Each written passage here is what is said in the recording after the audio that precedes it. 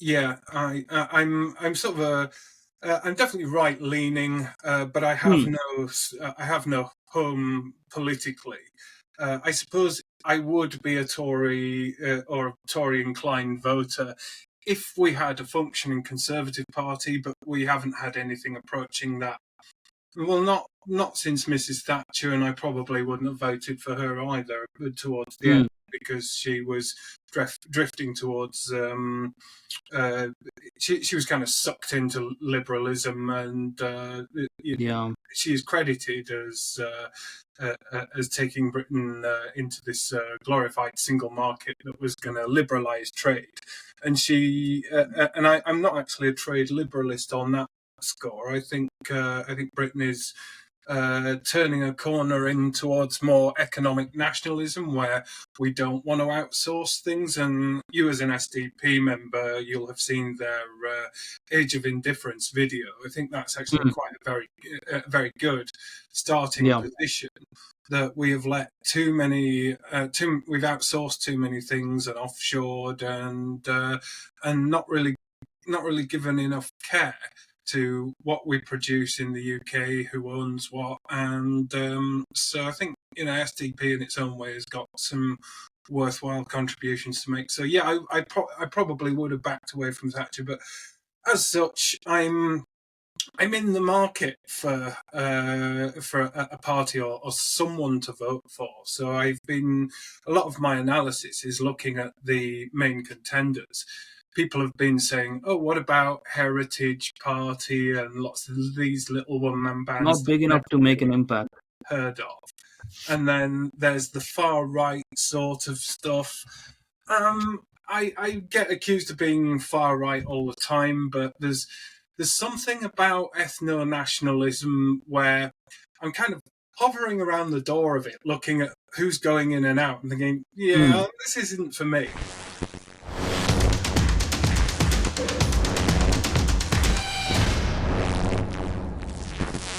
Hello there, everyone. Welcome to the World of Momos podcast. And on this episode of Reflections and Reactions, we have Pete North with us, or you would know him also on Twitter as Northern Variant. And we are going to talk about bit about like what is the British political scene right now, or what we foresee in the future, and to analyze some of the main political parties that are at play. But before we start that, we'll ask Pete North about who he is, and so that we know a bit more about him. Hi there, I'm Pete. Hello. I'm just a bloke with a Twitter account, I'm afraid. I don't actually represent anyone, but my name keeps coming to the top as someone people want to talk to about politics, and I'm always up for a conversation about politics, so I end up on podcasts. That's how it goes. Well, it's good to talk to someone about, and but at the same time, I've seen a lot of your tweets and whatever. We're not supposed to be calling them tweets anymore, are we? Expos, whatever they're called. Yeah. Now, and they make sense, but also it shows that there's not like a bias that is running you, apart from the bias of trying to figure out what is going on, or trying to explain what is going on Yes. without overly taking sides, Yeah. which is Pretty much. kind of rare. Yeah. I'm sort of a I'm definitely right leaning, but Hmm. I have no home politically. I suppose I would be a Tory or a Tory inclined voter if we had a functioning Conservative Party, but we haven't had anything approaching that. Well, not since Mrs. Thatcher, and I probably wouldn't have voted for her either towards the Hmm. end because she was drifting towards. She was kind of sucked into liberalism, and Yeah. she is credited as taking Britain into this glorified single market that was going to liberalise trade. I'm not actually a trade liberalist on that score. I think Britain is turning a corner in towards more economic nationalism, where we don't want to outsource things. And you, as an SDP member, you'll have seen their Age of Indifference video. I think that's actually Mm, quite very good starting yeah, position.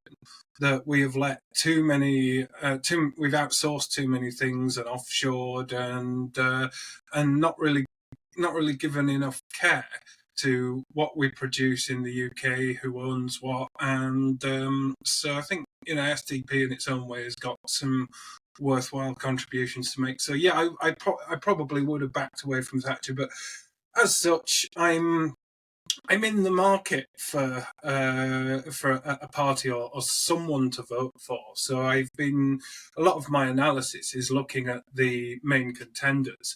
People have been saying, "Oh, what about Heritage Party and lots of these little one-man bands not that big I've enough to never make an really impact. heard of?"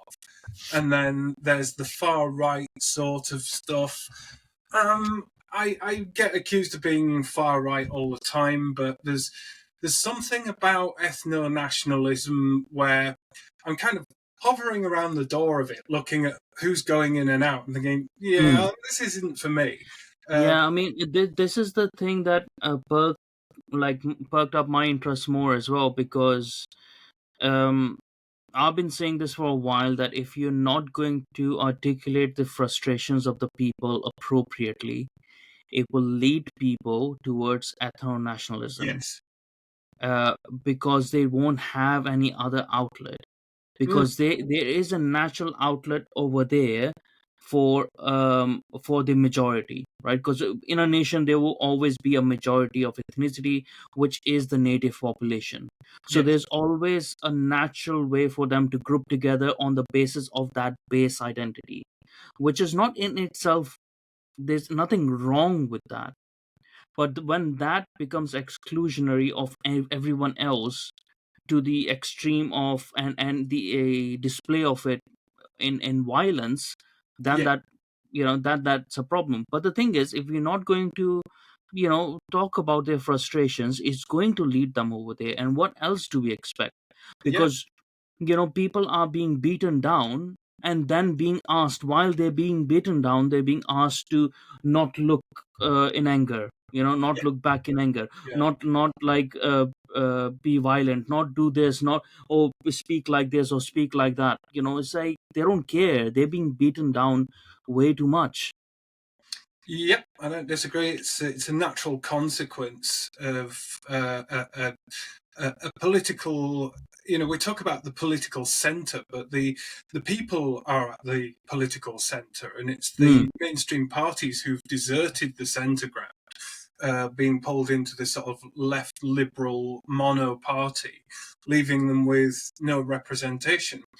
And this is where reform comes into it, in that reform wants to style itself as a sort of red wall successor to the Tories.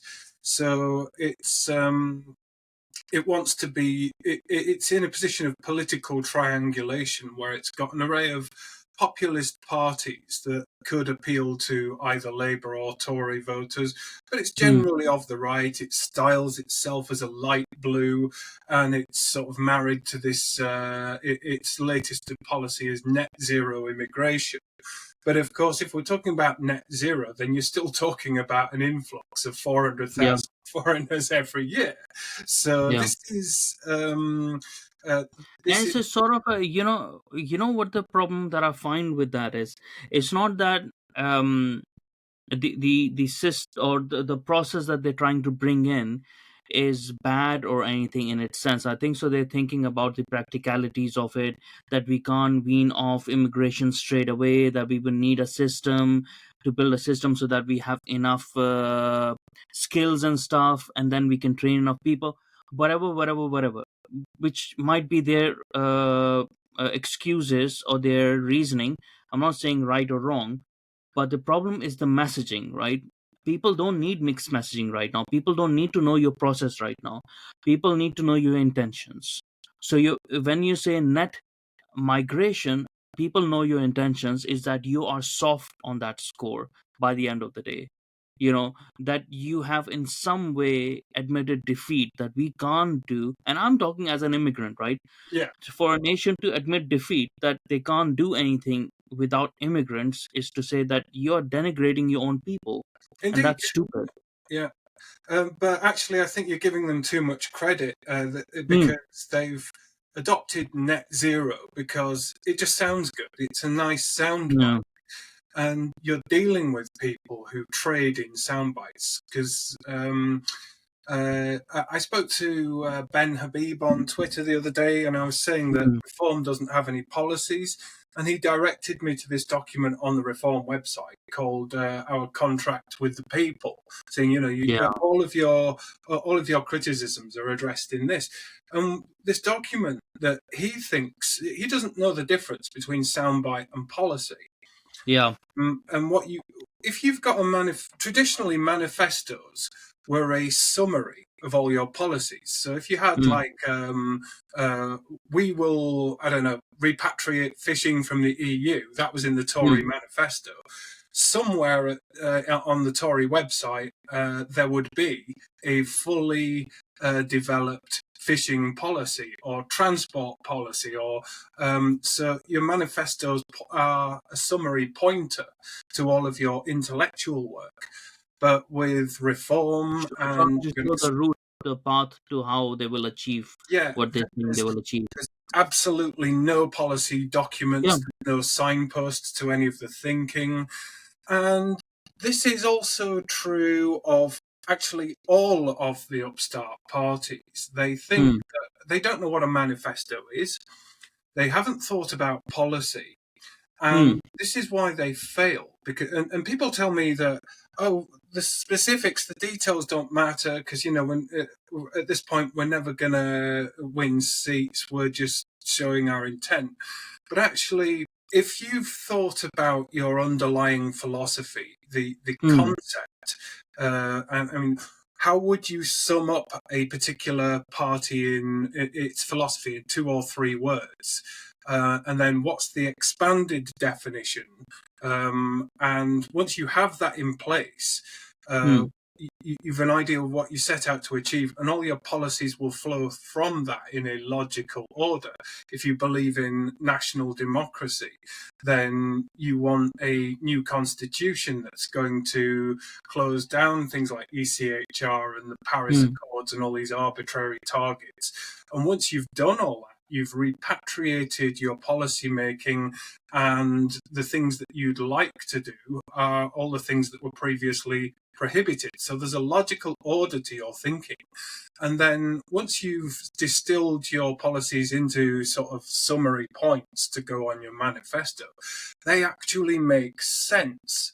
And this is what we need, is a party that's done the work to Hmm. the point where its platform actually makes sense. Now, if you just plucked things out of the air, Yeah. you haven't stress tested them. And then the Hmm. moment you go into a debate and you lodge this, oh, on our manifesto, we've got this, and so will say, oh, well, exact same policy appears on Labour's manifesto. Because that's the thing Yeah. with these sound bites. They are Hmm. so generic, is that Yeah. they're on every. Everyone. So how are you different? How would you implement this? And so, or you might have something that is actually just a soundbite, but something that is so actually bad that you have to row back from it. And if you'd done the thinking in the first place, you Yeah. wouldn't walk into these ambushes. You wouldn't end up. And this was a constant problem for UKIP. It would churn through policies almost on a weekly basis. And people Hmm. were asking, aside from leaving the EU, what is it you're about? Who are you? Yeah. What are you But for? it's just the populist. It's a populist emotional appeal that they all Yes. fall back to because they don't have substance. Now, amazingly enough, that was the only reason why I joined SDP when I did, because I saw that they were willing to work on policies and stuff. Yes. And I talked with William Clouston as well. And from what I can see of him, he hates the populist politics. He thinks politics should be boring. I was like, I agree. It should be about like policies. It should be about research. It should be about doing what's good. And also, like, they're thinking about long-term plan. They're not just thinking about, oh, this election will get in. So Yeah. that showed me their intentions are Yeah. good, and Yeah. when you read their stuff you can see that they have worked on their policies. Yes. Well, where I disagree there, I mean, he's right, but you can't have one without the other Yeah, because, that's where I disagree with him as well, because yeah, people won't relate to you and they won't vote for you then. So yeah. the work behind you has to be boring, but the personalities have to attract the people. Yeah, so in effect, you've got SDP, which is building an intellectual product, but no Hmm. communication strategy. And then Yeah. reform is all slick communication strategy because it's got, Yeah. Ty's got his GB News Hmm. show. They get no end of exposure. They've got Yeah. a reasonably decent website, and Hmm. they've got comms people who can whip up the graphics, who are Hmm. able to respond. So but they're not actually representing their own work. They're not representing Hmm. any ideology. They don't know what they're for. Hmm. So the thinking needs to merge, where you've got the likes of an equivalent of SDP thought engine, feeding Hmm. ideas, developing policies, and from your policies you develop your sound bites. Yeah. These two different camps, they're different approaches, but effectively lacking for roughly the same reasons. And I find looking at SDP, I recently saw their agriculture and rural policy, Hmm. and they what they propose, because they haven't really understood how this system works now. They've, Hmm. in a roundabout way, gone and reinvented the EU Common Agricultural Policy, but actually made it slightly more aggressive. So I don't think they fully researched and canvassed Hmm. um, the entire industry, because there's Yeah. more to farming than just being a farmer. Some guy actually came up the other day and said actual farmers wrote it, but you've Hmm. got food and agriculture consists of more than just farmers. It's your slaughterhouses, it's your Hmm. haulage, it's your supermarkets, and it's the food markets themselves.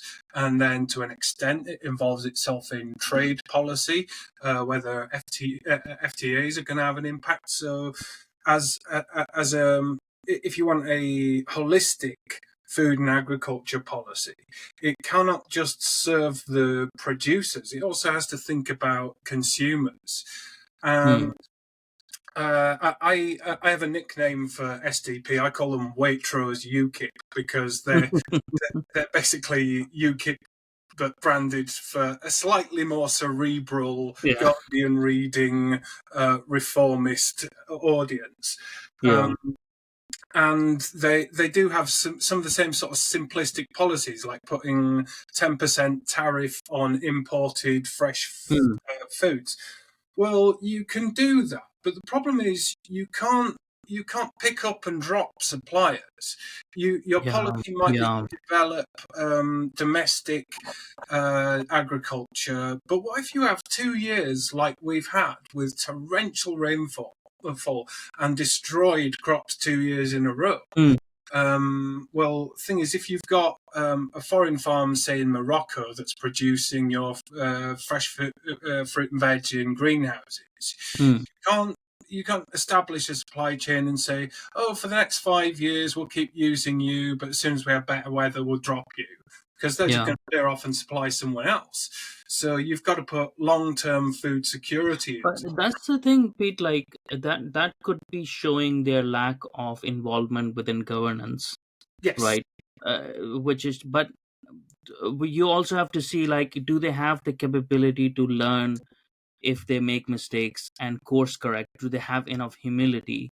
Ah, As now. a party structure, I would say they might have more than others, but at the same time, like, my support for them is only because they're the only ones willing to sort of engage on that level, and Yes. not just like make people fight, because they're not trying to fight against each other.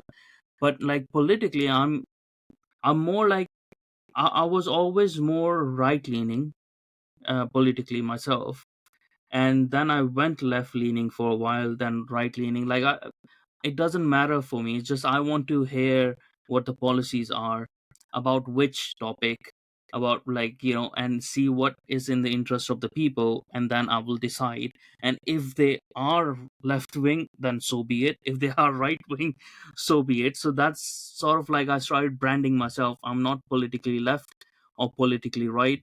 I'm politically British now.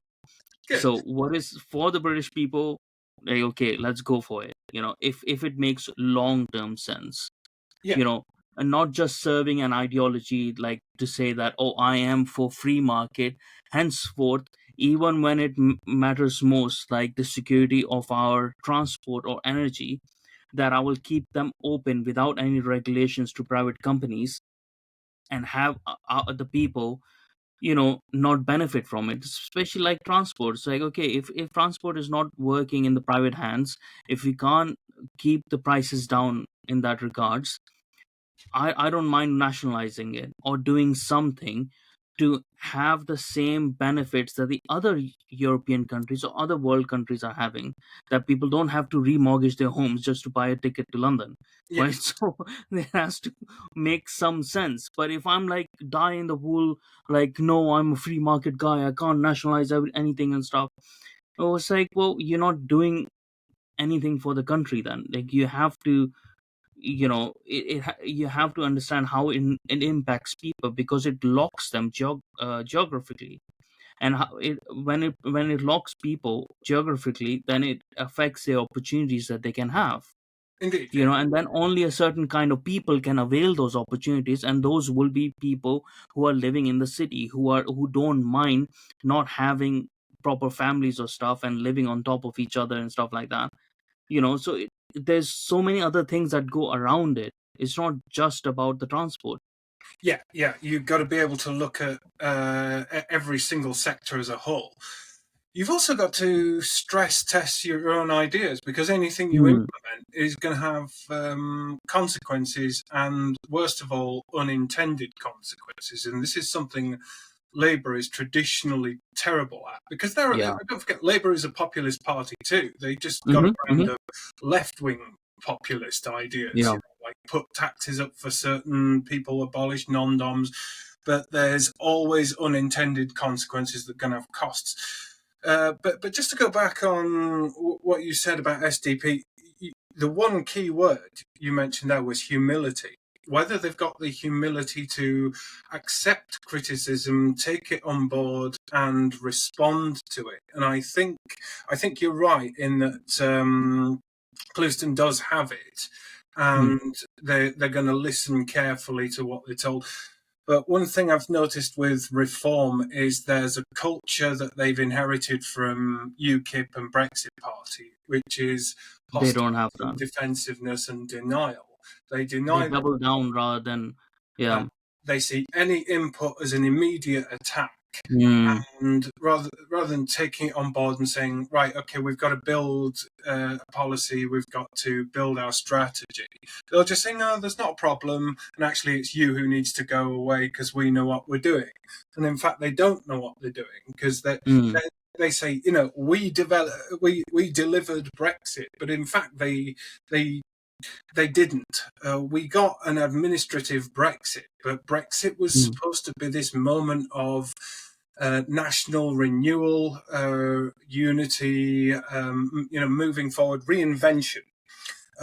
Where, because we would be repatriating powers from Europe, we wouldn't need to ask permission, we wouldn't have to Mm. negotiate, we could go ahead and do Yeah. things. But instead, it was handed over to a Conservative Party that never particularly wanted it in the first place. No. They had no idea about what they were going to do or what they even could do. And so that is the point where the Leave movement could have stepped in and said, well, hang on. we campaigned to leave on this leave manifesto so that we could, for instance, abolish wind turbines and build nuclear Mm. power stations faster because we can deregulate all the green crap. Yeah. But nobody ever bothered to develop those policies. UKIP didn't have that as a policy. Brexit Party didn't. There was no manifesto as to what a new revitalised Britain should look like. So what do you get? Boris Johnson, he goes to the policy cupboard and sees that it's completely bare and latches on to the first talking point he comes across. And what's that? Net zero, more of the Yeah. same. So, in Do terms you of, do you find this actually worrying in the sense, because these are sort of the things that has turned me away from reform, right? Because I was telling only a few months ago, I was telling everyone to vote reform because that's the best way to break the hegemony of Tory and Labour, so that we have a third party that could possibly get us proportional representation, so that in the future we can have the parties that we actually want, right, for better or for worse. But the reason why I'm getting away from them is that there is no substance underneath. There yeah, doesn't seem to be a plan. But it also worries me is like we this is something that I have a problem with Farage as well, right? So he delivered Brexit, okay. You worked hard for it, whatever, whatever. But then you let the Tories have it. Did you let them have it because you thought they would deliver it, or because you didn't actually have a plan? they didn't think that far. They never did. That's what I'm saying. Like, and if Yeah. they didn't have a plan, and he's still the president of the Reform Party, that's why they don't have a plan. Yeah, and that's the problem. You could gift wrap. You could develop the best plan in the world. You could gift wrap it, take it to the very top of Nigel Farage's organisation. You'll say thank you very much. Oh yeah, thank you for that. We'll put it on our website, and then they'd never mention it again. And then they just Mm, continue prattling about the same populist tropes. Because it doesn't matter if you've got a plan, you also need to integrate it into your communication strategy. yeah, I mean, what do Hitler and Jesus have in common? They both had disciples pushing a book full of their core principles, Mein yeah, Kampf and the Bible. This is how you build a movement. mm, And the suffragettes, the Chartists, they all had, um, their five core demands. They had an organisation. They were fanatics basically because they were single-minded in knowing mm, the outcomes they wanted. Now, people tell me, "Oh, well, we could back reform, and then we can break the duopoly, we can topple the establishment." But if you're not building an alternative, what for? yeah, If you're going to yeah. Like, create this you're just political, changing the name of the establishment. That's all you're doing then. yeah, Because if that's going to happen, then Reform is just going to be another establishment party. yeah, and on day one, because the other thing, of course, with reform is they're people they don't have particularly good vetting. They don't nurture talent, so they're going to Mm, find they've got some pretty low grade people. And if they actually formed a government, they'd be sort of Priti Patel types who mm, sort of go in on day one, start thumping on the table, barking orders at yeah. civil servants, and then the civil servant would be like, well, yeah, we could go and do that, but the unintended consequences are this, this, and this. There are legal difficulties in Mm, doing that. You'll find yourself up in court, or there are these different unintended consequences. You need to adjust your policy.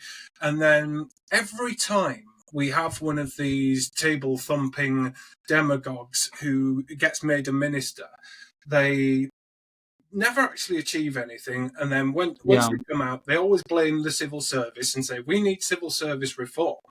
But actually, the problem is that they never went in with a plan in the first place. They Mm, didn't anticipate the kind of pushback they were going to get. They didn't yeah. look at the legal obstacles. So they had no plan to, They where haven't I, thought about it. They haven't analyzed the situation properly. But even then, okay, you want a civil service reform, then fucking reform it then. but Why do you keep on talking about it? All like, i- that's the thing. They won't know, right? How to reform because they don't know how it works, Yeah, yeah. right? And the thing is, nobody does, because very few people who are on the outside have got anything other than sort of second-hand testimony from the likes of Dominic Cummings. Now, if you Hmm. come and tell me and say one of the most abrasive people in the whole political scene couldn't Yeah. get cooperation out of the civil service, well, colour me shocked. If you go and abuse them and tell them that they're incompetent and you've got this superiority complex, they're not going to respond well to you. Yeah. And if you ever tune into a select committee meeting, you'll see MPs coming in and addressing senior civil servants as if they actually are servants, and Yeah. they treat them as lower orders, Hmm. and they try and grill them, wrong foot them, and to embarrass them and hector them. And this is not how you get cooperation out of the civil service. And then everybody complains about the bureaucracy. But, you know, government is bureaucracy, but bureaucracy is the way that humans organize their administrative affairs. It's why universities are absolutely no different. Large corporations, absolutely no different. Governments, national government, local government, bureaucracy is the same wherever you go. Hmm. Much of it exists for a reason, and if you start chopping away at it willy nilly, you can actually make things worse. Yeah. I And do think so. Like it does need to be reduced and chopped, but every not willy nilly. you Like should. with a plan, and it needs to be more task oriented. Like a lot of the what I find, like within the government departments and stuff, they become too big. They start consuming other functions into themselves, Yes. and that's where they lose focus. It would be better served if they are task focused, because when they're task focused, then you can have sort of like KPIs for each department, more focus on what they're delivering, and then you can make the higher people in the higher position, the decision making positions, accountable for the performances, right? Yeah, the But thing is, if they're so, we've if they had all these consume so many others.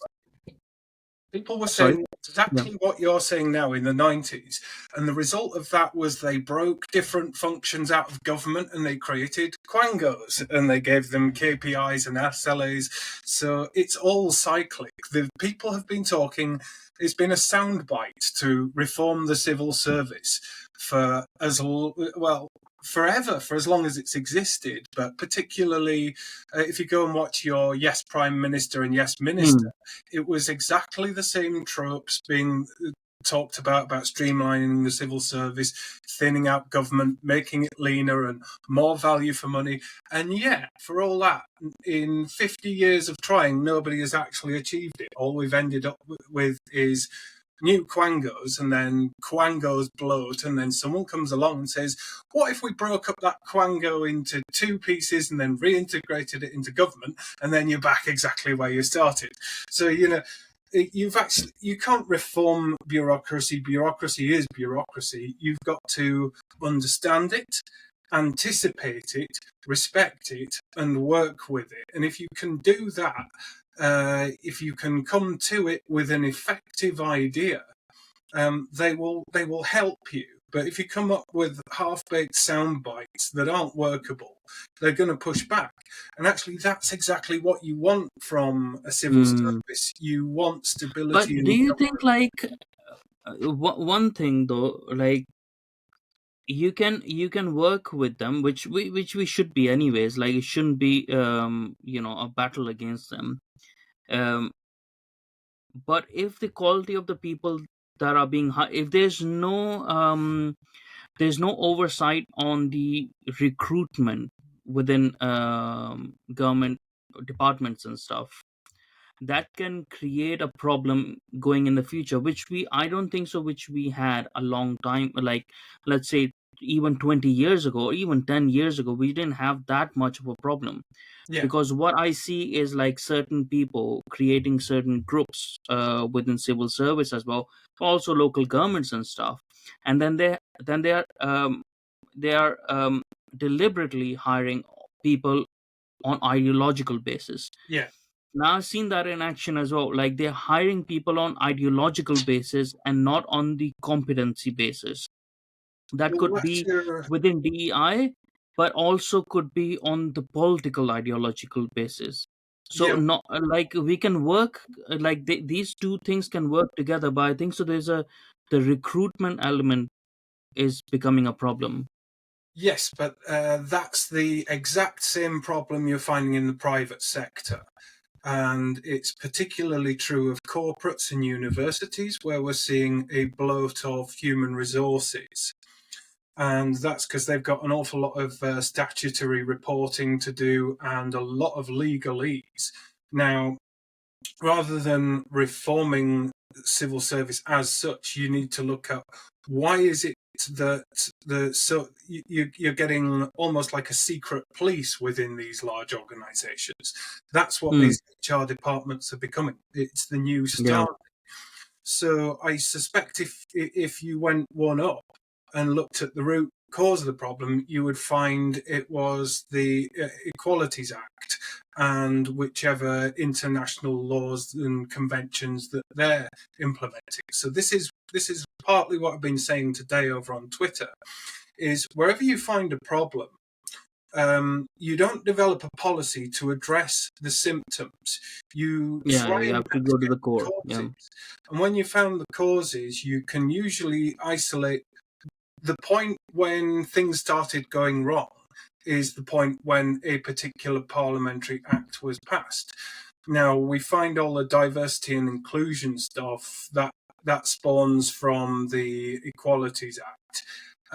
Then you have all the stuff that spilled out of the Human Rights Act, Hmm. and you had stuff that spilled out of the Climate Change Act. These are the three main pillars of causes of bureaucracy inside government, the private sector. And this is part of the reason why nothing ever gets built. You know, there was that Thames Link tunnel. They spent Hmm. 350 million just on planning, and the thing might not get built. So you got Yeah, to it's a look. waste. It's a waste of a lot of money. And why? The thing is, like, within within our parliamentary laws and stuff, right? So no parliament builds a law that the incoming parliament cannot undo. Right? That's the whole point of the having our parliament in that way, right?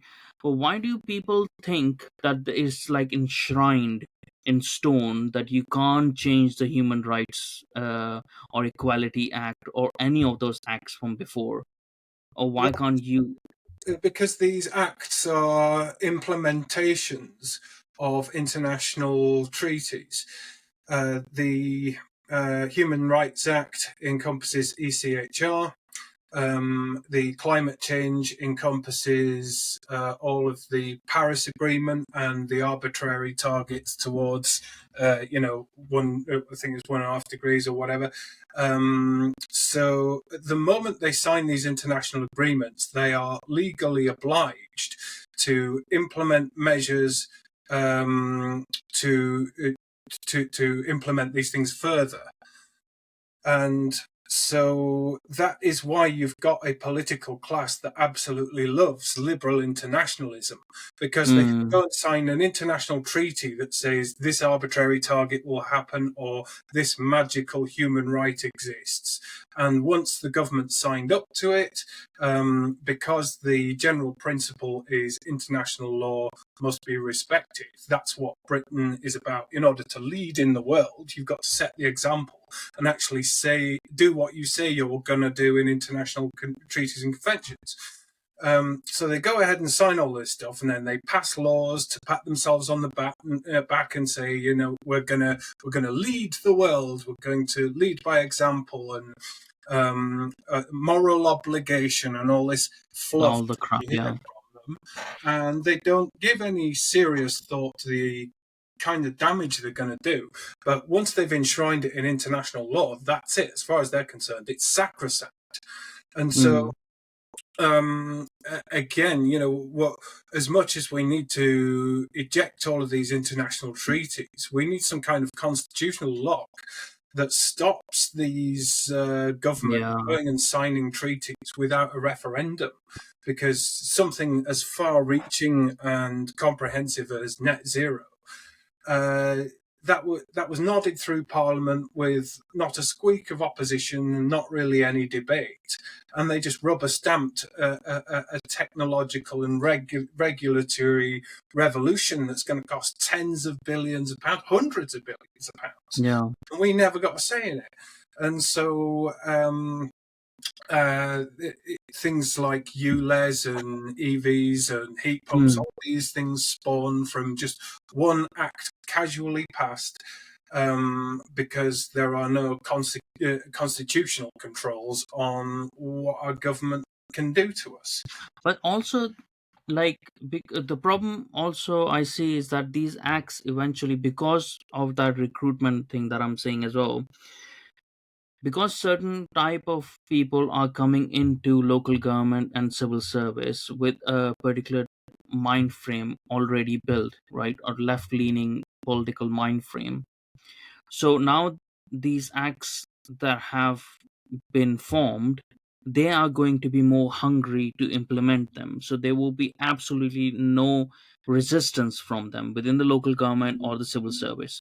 Now, even if we remove these acts or whatever it takes to remove them from a requirement, still certain local governments can say we will persist with them even though the government is not doing, it's not a requirement, but we have built it into our best practice, right? Yes, yeah. And this is the problem. This is why I'm bringing up the recruitment problem, because when you have a politically motivated recruitment, then this is what's going to happen. When most of the heads of your department within local government are themselves declared Marxist, then they are going to implement certain policies. You know, and how do we get around from that? How do we get around that problem? Well, part of the problem there is that you're dealing with a natural consequence of large bureaucracy, in that they are subject to fads and fashions. Well, you got to Hmm. ask why, particularly in local government, why are they so big? I mean, where I Yeah. live up in North Yorkshire, we used to, until recently, a couple of years ago, we had Hambleton Council. But that's now been merged to, so we've now got North Yorkshire Council, which is bigger than 100 countries in the UN. I couldn't Hmm. actually drive to the other end of this council area in 2 hours. It's that Hmm. big, it's huge. It's bigger than Iceland. And then if you look at Iceland, Iceland's got right down to parish level. They've got hundreds of authorities, and it's actually quite a small country. Yeah. So if you actually had, if you take Bradford in West Yorkshire, Hmm. um, we've got Bradford Council. Well, Hmm. Bradford's a city of over 300,000 people, I think. It, Bradford City Council should concern itself with the city itself. But there's South Bradford, North Bradford, the town of Keighley and Shipley. Hmm. There's all the outliers. These places should have their own authorities, and they should be limited in function to what we actually need them to do, which is to fill potholes, grit the roads, look Yeah. after social care. But their bureaucracies should not actually be big enough that they need these sprawling HR departments. But it's the moment we decided to sort of amalgamate local government essentially dispenses with local democracy. Because if say for example I wanted to start a local party to take over the local Hmm. council. Well, actually, I have the same problem doing that as I have starting a new party to take over the country, because I would have to have the budget to be able to drive 70 miles across to Hull or Scarborough. This is a lot of territory to cover, to build branches to take over. So they've effectively abolished local democracy. So you've got no local democratic inputs.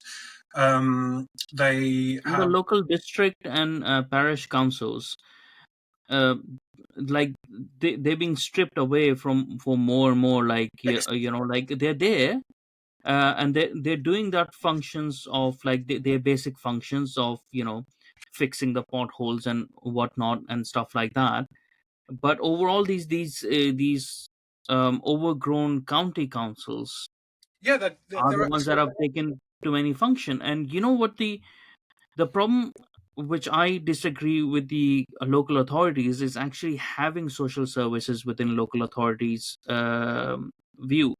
Because more than 50, for all, this is true for most of the councils, more than 50% of the council's budget is social services, more than 50%, right? That needs to be a separate function, which, because there's a lot of wastage of money with the social services, which can be saved by not having it under each county council, right? Because if they have their own function, then they don't, every single department of every single council would not need their own data team, their own analytics team, their own development team, their own, like, and these are huge in numbers. These are like every, it depends, like Essex is more than 1 million people, right? Yeah, That comes under the county council. We have a budget for more than, probably like in bigger countries, for the yeah, county itself, or like in billions the budget is, yeah. and that comes from the government.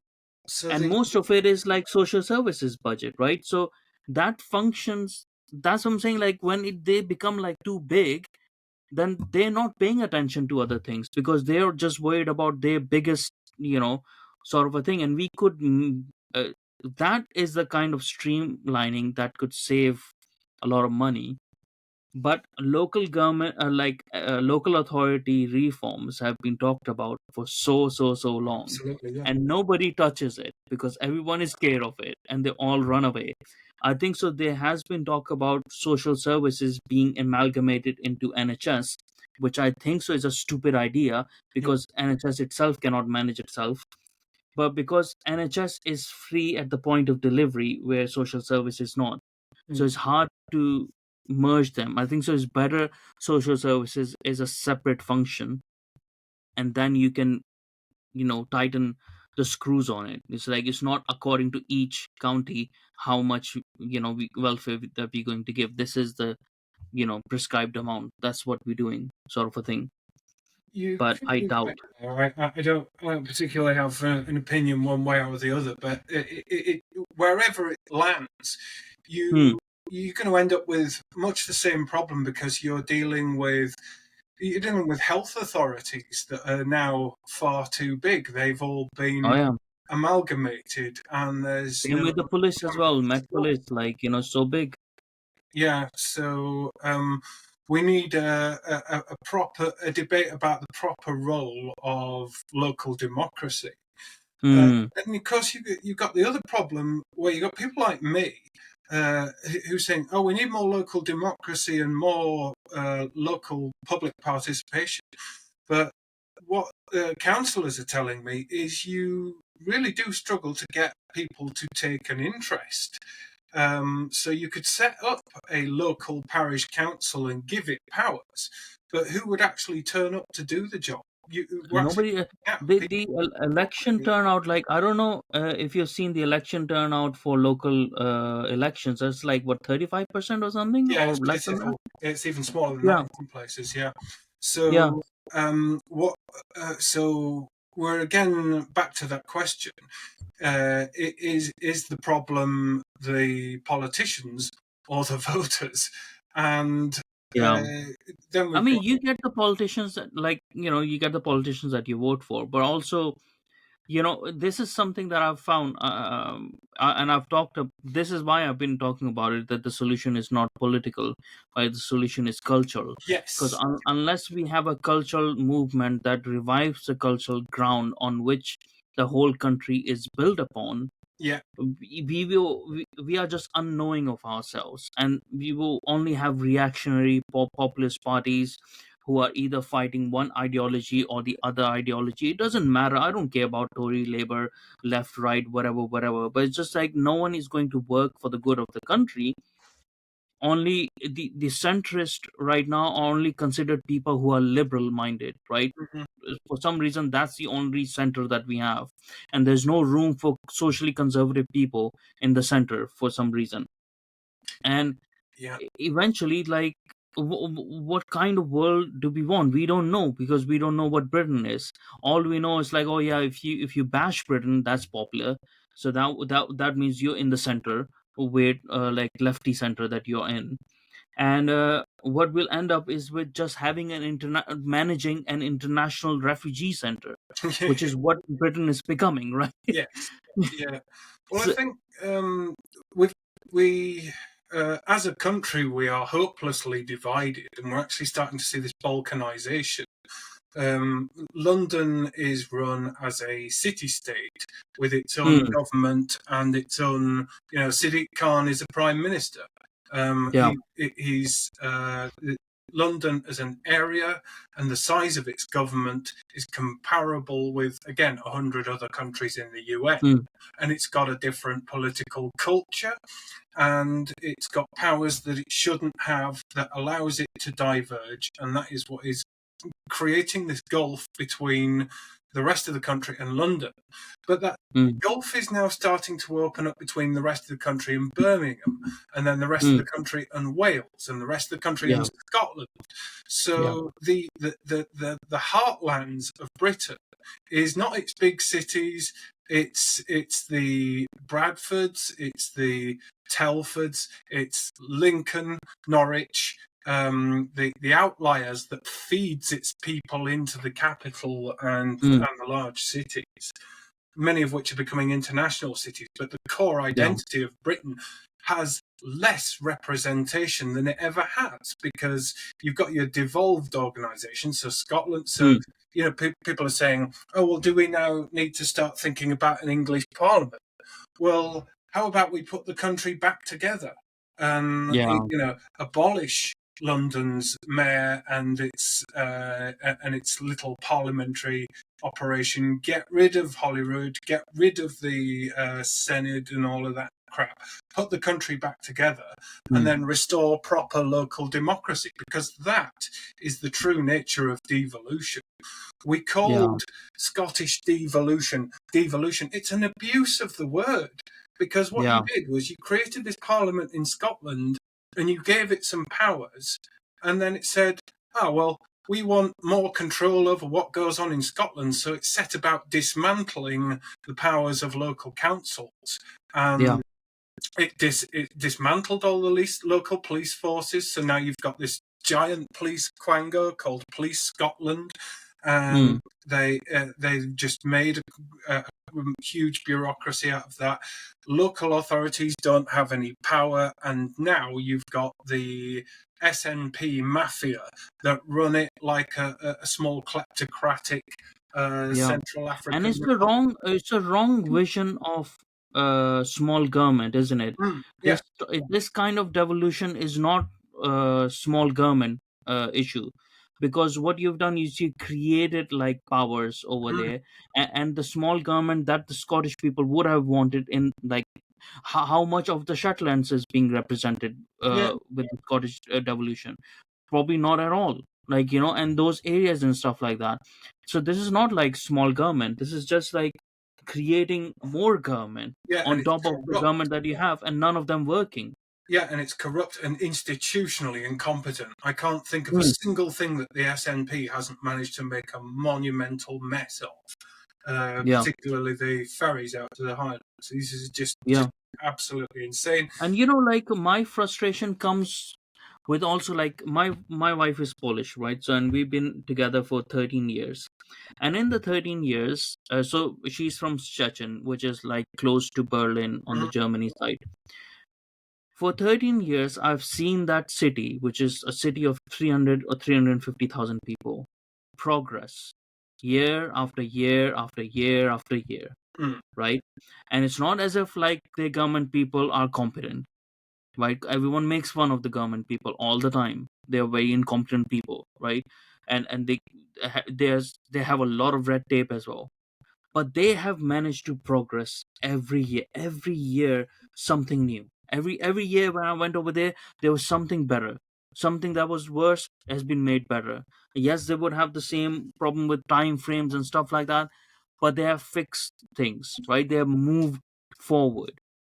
And in 13 years, they living over there has become more appealing Yeah, than living in England. yeah. It's an Because everything fucking works over there.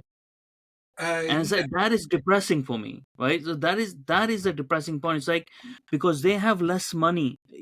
Economically, they actually have less money than us. We have more money. It's just that we are wasting a lot of that money. yeah. Well, don't forget Poland. I mean, it had years and years of communist occupation. And Hmm. Poland has been a huge beneficiary of freedom of movement because it sent its best and brightest over here. And it's a myth that they were doing menial jobs. Some of them came in on sort of mid executive level, Yeah. and they're sending money home, and the currency differential meant they were Hmm. able to accumulate quite a lot of wealth and send it back. And there's been a lot of investment from the EU. I mean, to be fair, Poland has done quite well out of the EU, and there's a new energy about the place because Yeah, it's. a lot of people actually have started going back as well because they were offering people to come back and start families in Poland who were in other countries, and they have started that move, and now they went back because their country has become better. Yeah, because it's in a sense it's a new country born of the ashes of Mm, communism. You know, Poland as it exists now only pretty much kicked off in what 91, so yeah. 89. So it's a young country that's got a sense of ambition, purpose, and pride. Mm, Whereas Britain is now a pretty much old country that's hugely dysfunctional and has lost its national sense of identity, lost a sense of purpose, and there's but that's the no, main thing actually. yeah, That's the main thing. yeah, I there's think so. no, The downfall is that. mm, The downfall is that the loss of national identity, mm, because the thing is I don't care about money if I don't care about the country's economy if there's no sense of the country left to it, yes, right? yeah, What is the point? Are we just like handing people money? Are we just a metric of economy? No, we're not. Like, we are a nation of a culture, of a people, of a heritage, of a yeah, tradition, right? yeah, Without that, nobody has a sense of who they are, and they don't work for the better of the country, right? So in Poland, because they are so knowing of themselves, whatever little money that they would be getting from here or there, they would be doing all their best to make it better, whatever their political ideology, to do something good for the country, right? yeah, Over here, because over here in our civil services and local governments, we are discussing whether displaying Union Jacks is good or not, right? yeah. Or It's whether absolutely showing our not historical fair. past. Yeah. How are we going to do anything for the good of the country? Yeah, there's this sense that nationalism is a dirty word and that we shouldn't Hmm. celebrate who and what we are, and that I see it anytime I go into. We've got a little town, uh, and every time you go, there's a different flag hanging from the flagpole in the town square. This week it's Ukraine, and then it'll be a pride flag or an Olympic flag. I can't actually remember the last time I saw an English flag. And so we have been conditioned to denigrate ourselves, and there's just this constant stream of propaganda that Britain has so many sins that we can never atone. And we Yeah. keep coming back to the same old arguments about slavery and our role in that, and Hmm. um, the all the world's ills, Britain's responsible, Yeah. somehow we can never be free. Despite a lot of these countries having had independence for more than 80 years now, they should be taking responsibility for themselves. But no, we are still told But the thing is, implicitly. the whole world has benefited from Britain, right? Mm, The whole world Not just like the Western world, the whole world has benefited from what Britain had done. Now, the it's not as if like history is just linear or anything like that. Like if Britain would not have done what they have done, then let's just imagine if there was some other country that would have colonized the world a bit differently. Yeah. They could have destroyed the whole world instead, right? Yeah. And it's not as if like we are saying like, oh, nobody had to do it. No, there were so many countries who were colonizing, and there were so many countries who did, right? Yeah. Genghis Khan was not a saint, right? Genghis Khan, there's a reason why like most of the world's DNA is Mongolian because that's what he did, right? Well, people And talk there about are other examples, more and more examples of it as well. The other countries like the Spain and France, they get a pass. Portugal, who actually did more, who started the transatlantic slave trade and who dabbled in it most than any other country, they seem to get a free pass. Nobody even mentions them, right? yeah. Nobody even mentions the Dutch. Oh, the lovely Dutch. It's like, yeah, but do you know what they were doing? Who Oh who yes. talks about what Japan was doing? Now everyone loves Japan. And I what love Belgium Japan. was doing in the Congo. But it's the thing, it's like how long do we have to have that hangover of that little bit of era, because it's not a consistent era. It's not a define even it's not even a defining era of Britain, right? And this is what I hate, when people try to define Britain as because of their involvement in slavery. Yeah. It's like, well, that's not defining. If anything is defining with Britain according to slavery, is the one who ended the slavery. That's You the know what? defining moment. A lot of this is because we import so much of our cultural political discourse from America. A lot of Yeah. this stuff is relevant to America, but Yeah. along with wokery and all of this stuff, the Hmm. we actually have young black people in London who believe that Britain had segregation and that their ancestors were slaves in Britain. That's how much of the American narrative we've imported. And so our own history has been subsumed by American culture, and this is because, as a country, we import all the English language stuff from America via Netflix Hmm. and Amazon. So, Yeah. um, All their what narratives become our narratives, and what we perhaps need to do is, you know, we could use a British broadcasting corporation, but one hmm. that actually respects and likes Britain, Yeah. rather than sees Britain as these pig ignorant racists who need to be politically Hmm. re-educated. So certainly BBC, I personally think BBC is unreformable. And what we Yeah, need I to think so have as well. It just needs is, to become. Canada has done amazing things by creating tax breaks for Hollywood producers, because you find Hmm. there's so many social regulations in California and so many taxes that nobody wants Hmm. to make films there anymore. So they'll keep their Yeah. headquarters there, but they'll go and film it in Canada. So a lot of the Hmm. American content we're seeing right now is filmed in Canada. Well, Britain needs to develop its own film and television industry. And by doing Hmm. that, we basically need to, zero taxes for actors and film production companies, subsidize if necessary, really Hmm. invest in developing our own culture. Because me, as a non-subscriber to BBC, don't really listen to the radio. If I go down to turn the television on tonight, chances are I'll be watching uh, an American series to binge watch. We don't Yeah. do binge watchable television, so Hmm. I've had more of my sort of television culture from The Wire, Baltimore, Hmm. Albuquerque, because of Breaking Bad. Uh, Hmm. so a lot, even when you start binging on that stuff, you actually pick up regional mannerisms from Yeah. America. I find the Americanization of just the way I talk sometimes. My pronunciation. So, our history, culture, and all of this it's being subsumed because we are culturally subordinate to the United States. So that is something that But policy is it's going to have to funny. think about.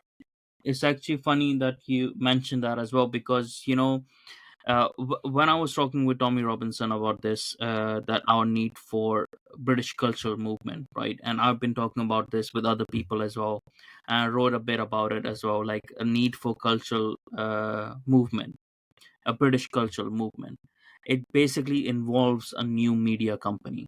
What I'm talking about is Yes, creating a new BBC, which doesn't just have, because it just doesn't have just talk shows or just the highbrow stuff. Like, it has normal TV as well, it has normal dramas as well, it has talk shows, but it also have even game shows, documentaries, everything. But the idea is to promote the culture and to yeah, promote, revive what has been lost. And that's the main idea behind it. It's sort of like a national version of Daily Wire, like sort of like a British Wire, in the sense of their having that investment or quality of production. yeah, But it's not a political band. It doesn't care about your political band or something. It's apolitical in that sense. yes, What we're doing is like just reconnecting to people, educating them as well. Have a lot of educational programs which BBC is supposed to have, but without the political bend. But actually teaching people about the history in a more meaningful way. Like Netflix, on Netflix, you have these American documentaries, right, where they do recreational documentaries, make them into dramas, because that's the only way that people will learn, because they don't read books that much. yeah. I But mean, you know, one of the shows that I've been watching recently is The Last Kingdom, and it's about yeah, the Viking conquests and all of that. yeah. And as I understand it, it's an absolute smash hit of a program. I think it was actually filmed in Hungary or Bulgaria or something. Really. Can't actually find untainted woodland that passes as England in England anymore.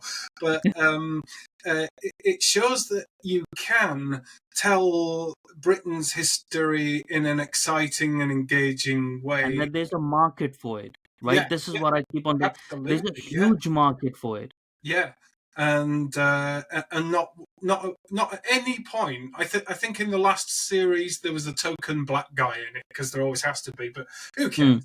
It was Yeah. entertaining, and that is what Hollywood has forgotten, and that's what the BBC Hmm. has forgotten. That even if you want to educate and politically re-educate people, you still have to entertain people, and that's the Yeah. one thing they're reluctant to do because very often. Um, Commies entertaining don't, but people commies pleasant. don't entertain, Pete. Commies don't entertain. No, they You don't. know. Uh, Yeah. it All they please, have is their activism, and then that's the thing, that their pamphlets and their propaganda, that they want to shove it down your throat. They don't entertain.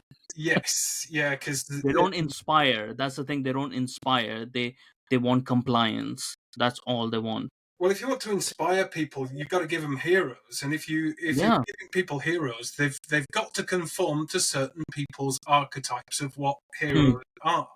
And so, if you're taking something and then gender swapping it for a sort of young Yeah. female, it's Mary Sue, then you're Hmm. instantly going to insult half of your audience who are not going to watch it. And so, if your aim is always to politically re-educate, you're not going to entertain, and you're not going to reach anybody. And we're seeing this with Yeah. box office flops, flop after flop out of Disney. Yeah. And the BBC has got exactly the same problem. It managed to take a flagship national success product like Doctor Who and Yeah. turn it into this woke Just mess that's threw it in the literally, sewage. It's yeah, threw it in the sewage, and like they've done it with everything. There's nothing good over there anymore. You can't even think of, like, they're even editing out the good comedies because it's non-compliant with PC and mm, DEI stuff. So they're editing bits out of it, right? There's nothing there, and this is why it's sort of like there's so many stories within Britain, right? Every single town, every single corner in the town has a story already there, historical story absolutely, of the people yeah, that that needs to be revived. And this is my whole was my whole point as well. Every single town should have a statue of its historical person, because everywhere you can find those things, right? We should not be having these um modern day fake commie heroes which Mm, have no substance to them. Like, I reject that completely. But coming back to the political scene, so we have three major player parties that can make some sort of difference. We got the Reform Party, we got the Labour Party, and the Tories, right? Most likely because of what we've been talking about, Reform not knowing itself and just being a reactionary populist party, mhm. it doesn't seem like they are going to make that much of a headway. They're just going to be a Lib Dem sort of you know, level of impact, Yeah, a past Lib Dem sort of impact, sort of a thing. Labour Party, they have too many infighting going on, but the only good thing that they have going for them is that there's been 14 years of Tories, and people hate the Tories yeah, now. yeah, And the Tory party is not interested. It's actually not interested in the cultural battle anymore, because it doesn't know what Britain is. It yeah, just thinks that the aesthetics, this is something that I find really annoying, that people think the aesthetics of a nation means that you're of a nation, right?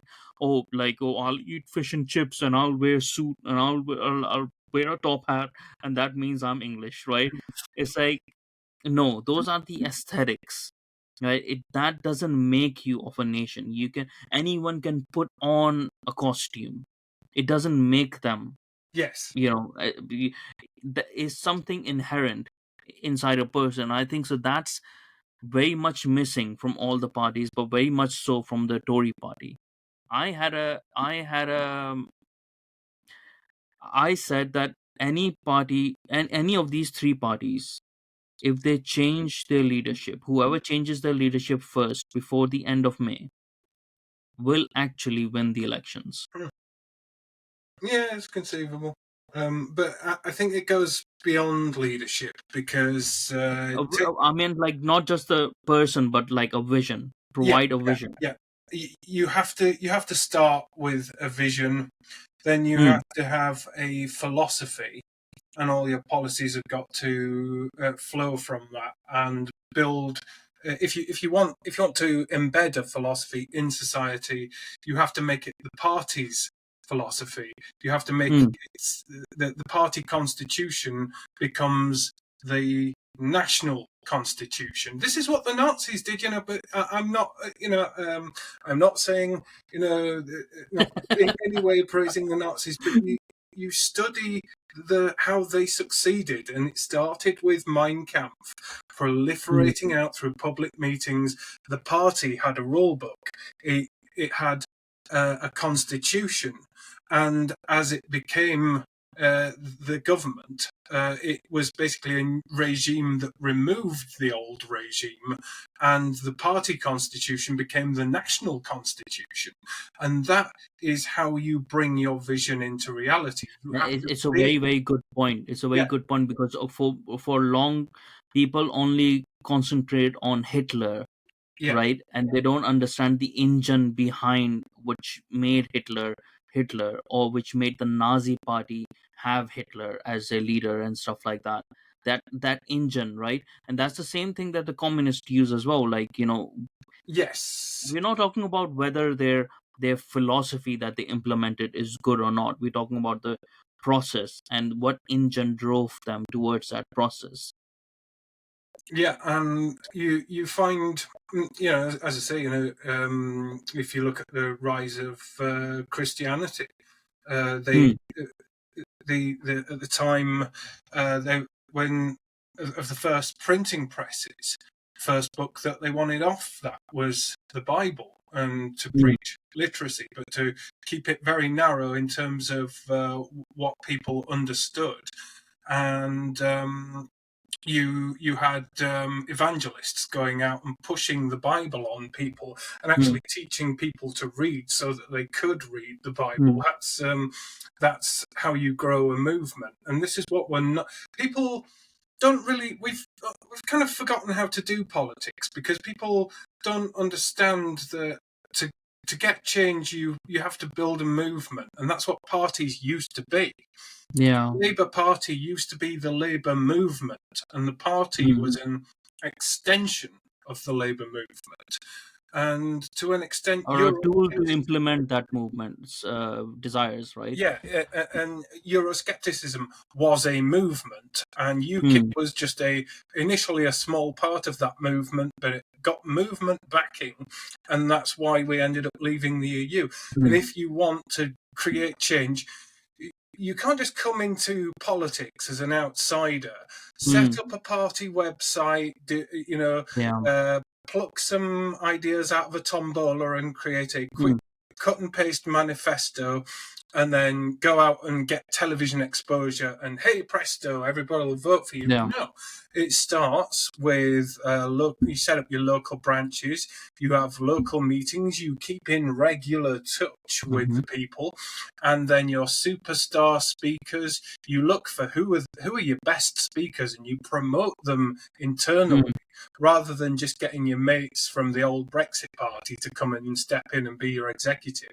You nurture Exactly. from within, you grow your own team, and Mm. then the people who are at the top of the party are there because they have recognition within the movement. But what you Mm. have with Reform is it's this weird private company that's Mm. reformed out of Brexit party MEPs and said, we occupy that space now, you all come and vote for us. But they don't Mm. actually care about the membership, because there isn't a membership No. as such. They are commercial subscribers to a private company, and they don't Yeah. influence it.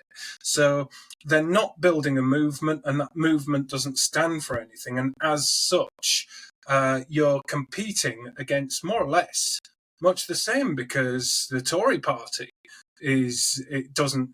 Sunak's come in. He doesn't care about the base. He actively seems to be trying to alienate them. If Mm. you've got vaguely right-leaning views, you won't even get selected as a candidate. And so Mm. at the next election, the biggest problem the Tories are having is that they don't have the volunteers who are willing to go out and be evangelists for them. So Yeah. they're going to come across to Reform, and they're going to say, okay, what's the plan? What are we evangelists about? And Mm. Mr. Tice says, here's our contract with the people, and it's just this ragbag of populist slogans, but nobody can say, what is the big vision? Where are we going as a country? Yeah. Who are we as a country? And if the country cannot define that, then an insurgent party has to.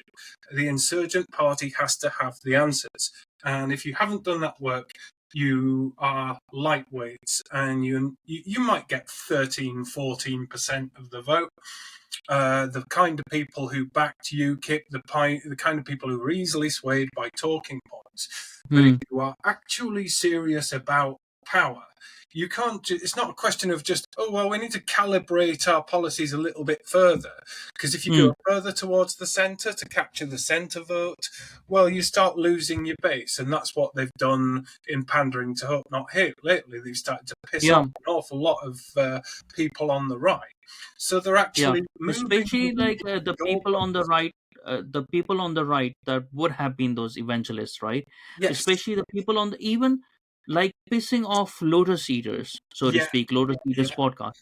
The most stupidest move that you can make, you have a mouthpiece over there that you could have used so easily, which Yeah. have a huge base, which have huge influence over people, right?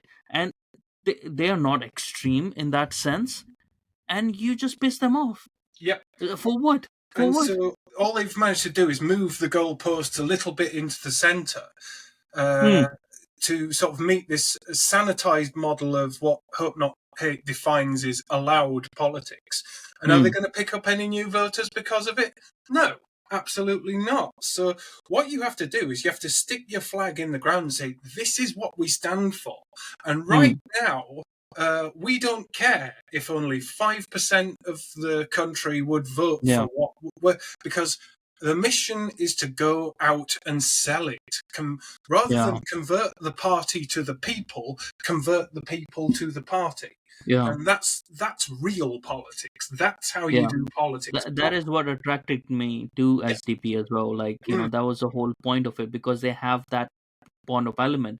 But this is also the reason why I've been talking about the cultural movement for so long, because that's what I've been saying. Is like you can't just keep on creating parties, and like, that's not the point. Like, if people need a vision, right? Yes. I've had enough of like people being reactionary, just reactionary. People need to be woken up, but they need to know what they're waking up to, right? They need to be shown a path. They need to, like, they need to discover what they're waking up to. It's easy to fight for something then, Yes. you know. Eh, if we just keep on fighting against something, all is going to happen, and it is happening, is, more and more resentment that is building up. The resentment will become hate. Hate will become an action of Mm. violence and civil disturbances. People will either go, this is the reason why people have in this country gone towards Marxism and communism as well, because they have been ignored so much. It's a matter of their resentment, being having an outlet, rather than them actually believing. Most of the people haven't even read the Communist Manifesto, or actually believe in all of the precepts of Marxism or communism. It's just because that's an outlet for them to to have their frustrations out. Yes. That's what it is, and that's what ethno-nationalism is becoming more and more as well, because I've seen a lot of ethno-nationalism becoming, in a sense that, oh, telling me as well, like, to get out of the country, right? Yeah, I Like, saw oh, that. you don't belong over here, and blah blah. I've seen stuff like that. So, well, that is a natural reaction. That's what's going to happen, because people's frustrations are building up. They don't have proper outlets, because we don't have a vision, we don't have a movement. So if anyone who actually gives a shit about this country, rather than creating more political parties, they should coalesce, and invest in a cultural movement. That is our only saving grace. And there's no quick fixes, because we've taken a very long time to fuck up this country, and it's going to take a very long time to unfuck it as well. Indeed. Right? It is going to take time. It is a generational, like, I am locked in for a generational fight in Yes. that sense, Yeah. right? Because I'm saying I will be invested in this if there's actual backers out there, people who have a lot far more influence than me and resources to do that. I am locked in to fight for this for a whole generation, right? Because it's going to take that much. But the problem is that we have so many selfish people and so many egoistic people, Yeah. that they want to be the leader, or they want to be the this and that, that they're not seeing the woods for the trees right now. They don't understand that pretty soon they will not have anything to be egoistic about. Mm. We are close to, it's not overly dramatic, but we are close to losing the nation as a whole. It will still be called Britain. It will still have England, Scotland, Ireland, and Wales within it. Yeah. It will still have the names of the cities and towns and stuff, but it will not have the soul left anymore. It will be just a soulless place. And few hundred years of time, there will be other people who will come over here in this country, and it will be like torn up Greece. Mm. There will be building broken up. Oh yeah, this used to be something really good. This used to be a cathedral. Now it's broken. Yeah. It's nothing here, and all it's left is like these international refugees that are over here, that are mooching off this country. You know, Yeah. Yeah. but if people don't understand that seriousness of it. People think like, oh, I'm being just like over dramatic or something. It's like, no, it's very easy to lose a country. It is very easy to do that, because more and more people are leaving the country now. Yeah. Be- you have no investment for the youth. You're asking the youth to care for the politics or the defense of this country, while giving them nothing in return. Indeed. Yeah. Yeah. The same. Why are they? We were talking about conscription a little while back, and you're just Hmm. thinking, well, this is one of the areas where you can't expect people to fight for a country. As you said, it gives them nothing. Well, Yeah. there was also this other headline in the Telegraph the other day saying, young people are shunning work and young Brits are lazy. But you look at the deal that we're being given. I was probably the very last generation in this country where if you worked hard, there was a certain window, and if you caught it, you could Hmm. be on the housing ladder, and your life Yeah. was going somewhere. If you miss that ladder, or you have to that window of opportunity, and you were born ever so slightly after anyone born after me Hmm. has, unless they got wealthy parents who can help them onto the ladder, there's no future in this country. You're No. better off learning Spanish and bogging off to Argentina, or virtually anywhere else. Um, and so what you've got to do is give young people a stake in society and a sense that they're losing something that matters. But of course, Yeah. you won't get that because the political and cultural establishment uh, doesn't see that we're losing something that matters, and in fact is in a rush to get rid of something that they actively Hmm. despise. And this is why they've come into all the quangos, like what's the national heritage one? English Heritage, the Yeah. National Trust. They go in. They want to rewrite history, recontextualize our past, Yeah. and sort of creep into the curriculum that if Yeah. you're white, then you have an inherent racism and a responsibility for the plight of black people in this country, and it's divisive, destructive nonsense. Yeah. But this is, as you say, this is how we lose what's ours. Yeah. And which is why I had an issue with that recruitment thing into these areas, because they are getting recruited. They have a mission. Mm, They have a vision. The thing is, the enemies of Britain yes, have a vision, they have a right? plan. They have a vision. They Exactly. know what they're doing. Even the Yeah. Labour Party, in the absolute mess that it's in. Gordon Brown's got his own little think tank thing, and he wrote a paper 3 or 4 years ago about constitutional reform. That's sitting in Keir Starmer's in tray. Then Yeah. there's Tony Blair's Institute for Global Change, and he's got his modifications to Which actually climate. gets heavily funded by China. Yeah, and they're going to try and creep us back into the single market a little piece at a Yeah. time by stealth. Yeah. So the left, they always have. When Blair coming to office on Hmm. day one, we knew who was going to be minister for what, and they Hmm. reported to Number 10, and they had their brief given to them saying, Yeah. go and give that to your senior civil servants, have that turned into an act, and we want that ready for the Queen's speech. And Hmm. so they knew what to do with power when they got it. But this is Yeah. the Brexiteers didn't. Boris Hmm. Johnson didn't. They came into power.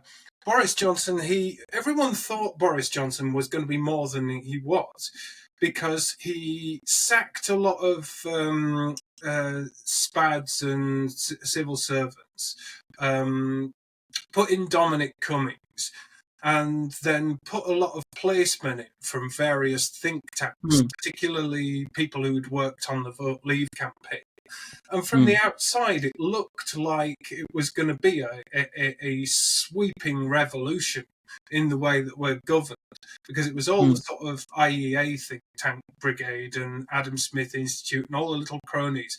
But actually, all they were doing were installing cronies into quite lucrative SPAD jobs.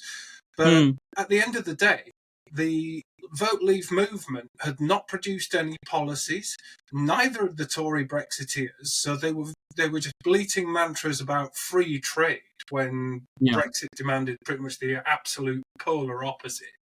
And so they had the people in the place, the ministers in place, but none of the actual intellectual product to implement. Hmm. So the result is they were knocked off course by COVID, but by the time it came to getting back on course, well, they were deadbeats. They'd already shown they've got nothing to implement, nothing to be getting But on for me, like COVID, the thing is, for me, COVID showed them, right, because they had no plan. And it's not as if like they didn't have any plan, but they were people without plans. Yeah.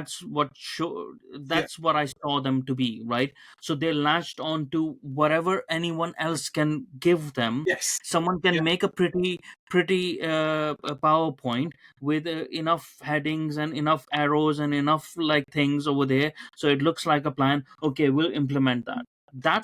Yeah. How I saw them to be. It's like, oh, that's what you are. You actually are people without plans. You just go about and do things and go from one populist point to another populist point, try to save your job for as long as possible, get Exactly. people that you know into jobs, and that's it. None of you give a shit about this country or about the people, which is fine. Mm, Like, which we have known about politicians. It's nothing new about politicians that they take care of themselves first. yeah. But the thing is, what used to happen with politicians is that they understood to a level that we still need to have a country Yeah. intact so that we can keep playing it in that sense, right?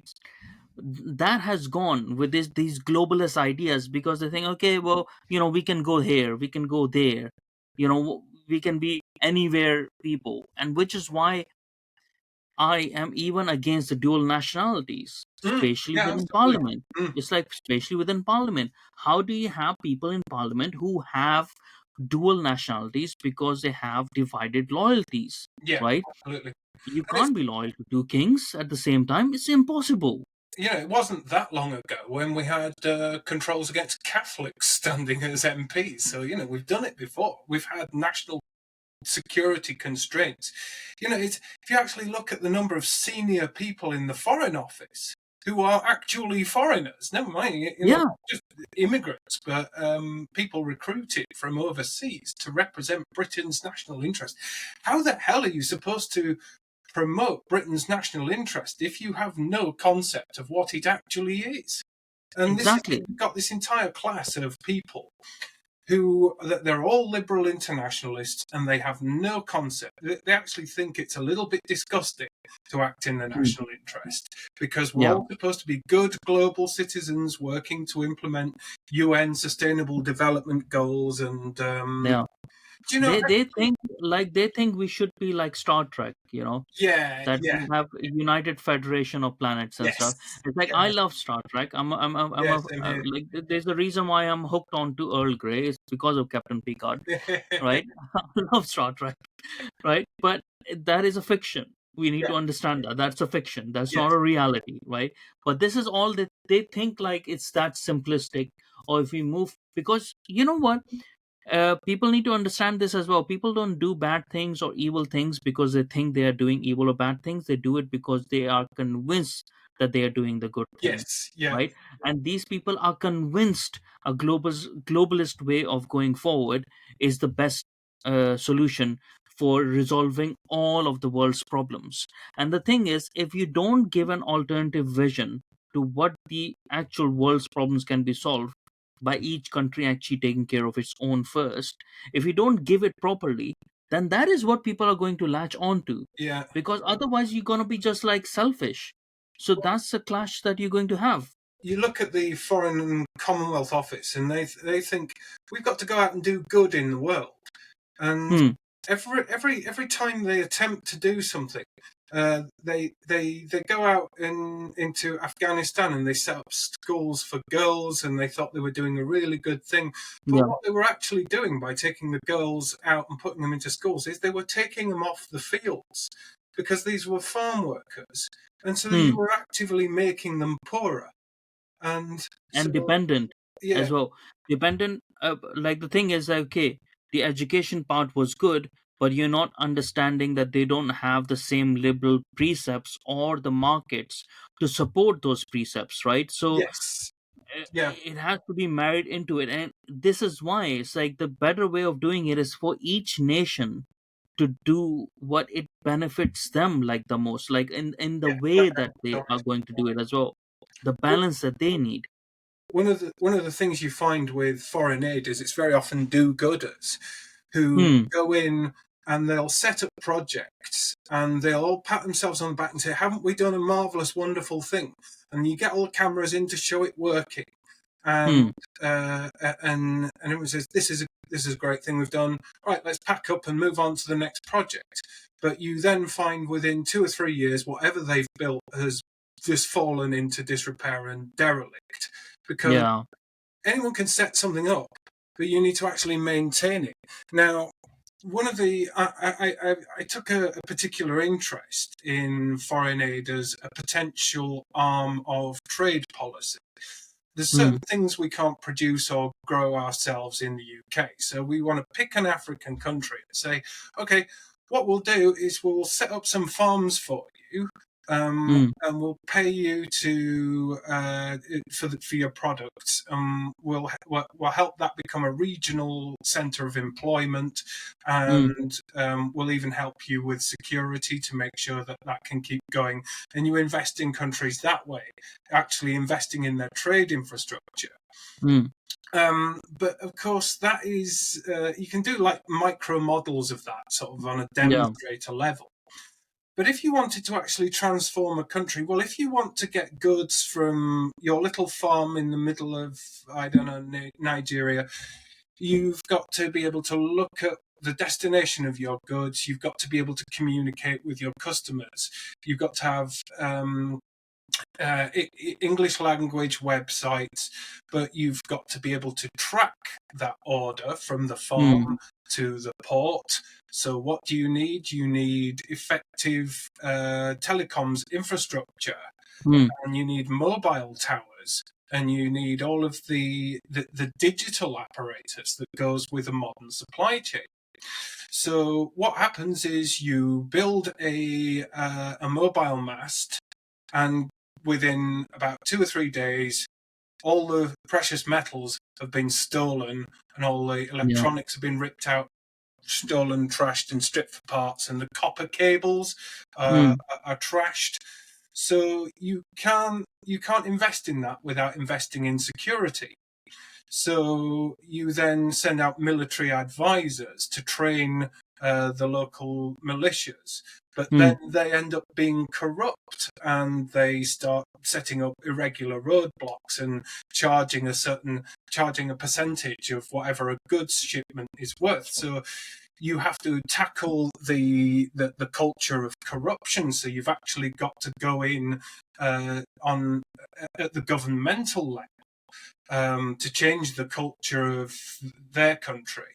Well, it used to be the case that we could, but we're not actually in a position to preach to any country on earth about Mm. governmental corruption anymore. But even supposing we were, you are still effectively um, running their country for them. And people Mm. criticise the British Empire for its brutality, but the aid industrial complex that exists in Africa now fails time and time again, precisely because it is not prepared to use that level of brutality. What they should be Mm. doing is, if we're going to go in and support nascent industries, we need soldiers in there who have drones flying 24/7. They can witness one of these crime gangs coming along and cannibalizing Mm. a telecoms mast, or stripping Mm. down copper out of an Mm. electricity substation, be able to track them, and then send a little light aircraft with some rocket launchers to absolutely slaughter them. And you need to say, if you want to come along and you want to try and undermine what we're trying to achieve here by creating something economically viable, then you will die.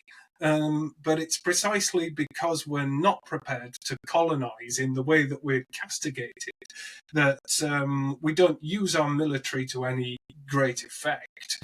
But Um, what I would put forward is when okay, when you said like if we want to change countries, right? I don't think so. We should want to change countries, right? Why should we change the countries? They should change themselves, right? So if we want a resource or if we want something that we don't have, right? That's a matter of them arranging for us if they want the trade, right? And using the private industry, so the private industry is actually interested in mediating that product from being developed, from being produced for the for us to coming over here. The only reason why I'm saying it is that then that country has an investment in sort of securing that product itself, developing its infrastructure, using those private companies to develop its infrastructure and stuff, so that they can have those things and trade with us. Because or or we colonize them, right? Because the thing is, there's no reason of helping a country like that, because by the end of the day we are not going to get the right results, because we are not we're going to be restricted by their laws, or you can't do it like that, while all the time that we'll be losing money. So either we let that country do it by itself and tell them, okay, we want this, and now it's up to you to arrange for that product to be produced in the way that we want, to the standard, to it being delivered. Has, Otherwise you will not get paid. mm, Or we colonize you, we take over your our country now. mm. you know Well, the thing is, you've got chains of, say, if you set up a farm in Nigeria and your nearest port was Lagos, the first problem you've got is the roads. The roads are absolutely terrible. So you send a truck, a refrigerated truck, and it hits a pothole, and that's it. That's that entire shipment gone. Once the refrigerator goes off, the entire shipment spoils. So you need a complete program to ensure roads are maintained.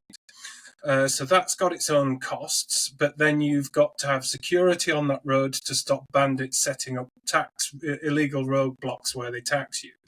But then you get into the city. Now, one of the big problems in you can arrive to the edges of the city, and to get from one end of the city to the other, you could actually be trapped in gridlock traffic for over 14 to 18 hours. It's that Hmm. serious. So you might want to think about putting in a system of traffic lights. Well, Hmm. you could do that, but culturally, they don't understand what they're for. Yeah. So they would completely ignore them. So you've got to build separate infrastructure, new roads, new lanes that get you as far as the port.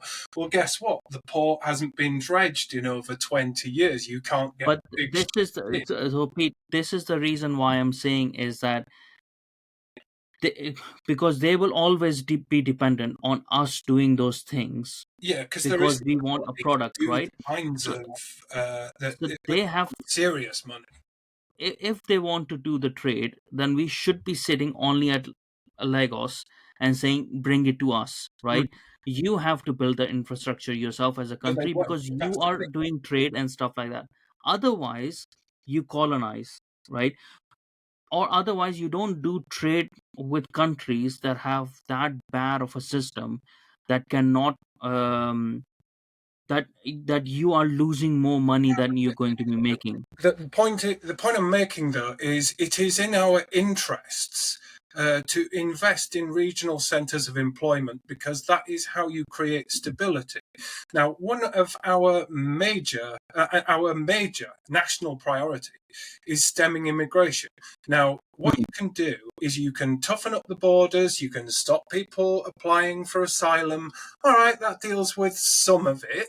Hmm. But you've still got masses of internal displacement. So you've dealt with some of the pull factors by stopping immigrants claiming benefits, but the push Hmm. factors are a force of nature.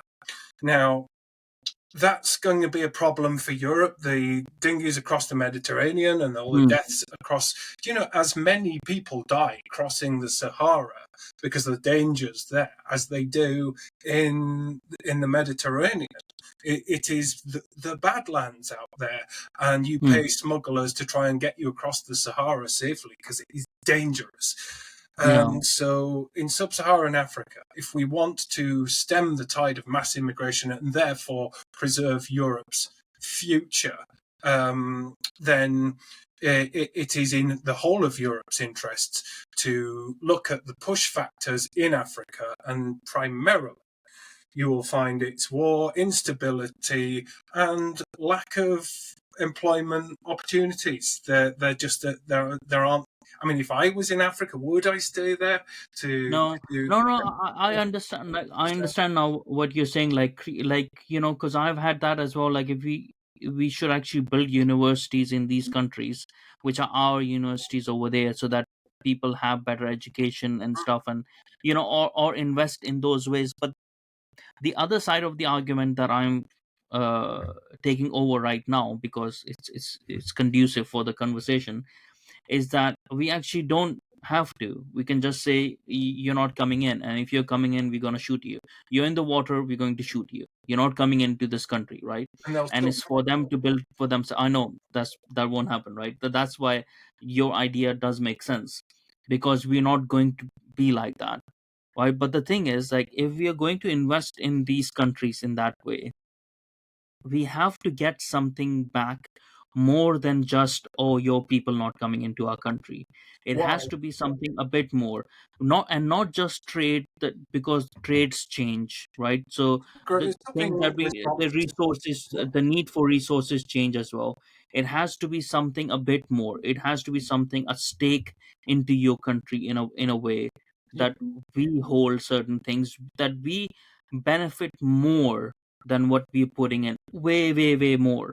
That's the only way that it makes sense. Otherwise, we're going to be like, "Oh, why can't we be a smaller country like other countries and just deal with our business, and to hell with the rest of the world?" Well, if you take I mean, in the British Isles, there's a country called Ireland that takes that very narrow, isolationist, insular view. Let's just take care of Hmm. ourselves. Let's remain neutral. Let's not intervene. Well, that that country gets colonized, firstly by the Yeah, exactly. British, Yeah, and yeah, now by, guess what, sub-Saharan Africa. So yeah. if Britain becomes this non-interventionist, withdrawn country, it becomes a backwater, and you're then reliant on other people to make the right choices on your behalf. No, I still believe we have to participate. We do have a role to play, and well, as much as anything, you talk about national interest. If we are not in Africa, calling the shots and shaping the way Africa develops, somebody else will. Yeah. China And somebody else is is doing that, right? China is already doing that. right now, and guess what Russia is doing right now? Yeah. Russia is the propaganda they've been feeding into the Congo is your is the French have been oppressing you and keeping Yes. you Yeah. down for all of time. Kick out the Yeah. French, and they did. They kicked them out of Mali, and this was a huge embarrassment for the joint British and French forces. They got kicked Hmm. out, and that was the Russians doing. And now the Russians are calling the shots because they know the Russians don't need to actually win all of Ukraine. They can just keep Hmm. that going to a standstill. Meanwhile, they can influence European government Exactly. Exactly. because the Yeah. people are far more likely to vote for Putin sympathetic populists if there's Hmm. more migration. So, And they also, like, they there can you also go. keep on influencing international trade, right? Because they can keep on saying, "Look, we are at loggerheads with NATO, and we are actually have the upper hand because they can't do anything against it." It shows people who has the power. It influences these countries within Africa or within the Arab world, and those towards the Russian side Yes. of things. Yeah, Like, they can yeah, keep that going. That's how they're making money. It's not territory based, right? And this is what I wanted to get out as well. Is sort of like, I want Britain to focus on Britain first, but on its national interest, right? yeah, So when we go out to help people, we're not helping people. We're not Samaritans as a nation, right? yeah. It's As in national individuals, we mission. should be. Right. As individuals, we should be, yeah, within a country, we should be good Samaritans, but we are not a national wise, we're not just giving aid to people here or there, right? We should be getting something out of it. We should be building influence. We should be building future trade. We should be building future securities. That is the reason why we go out, not to learn about their culture or eat their food and Yeah, stuff like that, you know? yeah, yeah. So one of the absolute. I mean, you say it can't just be for immigration's sake, but Mm, it's the future of Europe is. If you have a situation where Europe elects a lot of these populists because they're worried about immigration, mm. um, that's uh, that's going to That's tilt all they'll be worried about that. power. And what you will end up with is I have no problem with populists, but when you get incompetent populists, Mm, mm. that it's And that's what we can see with a bit of reform that's yes. coming in, isn't And it? when you've got incompetent populists, they might come to power saying, "We'll sort out immigration." There's every chance that they could make it worse by Yes. becoming isolationist, Yeah. insular, not paying attention to what's going Mhm. on in Africa, Yeah. not actually participating in the world. And so, no, I think a good defense is a good offense.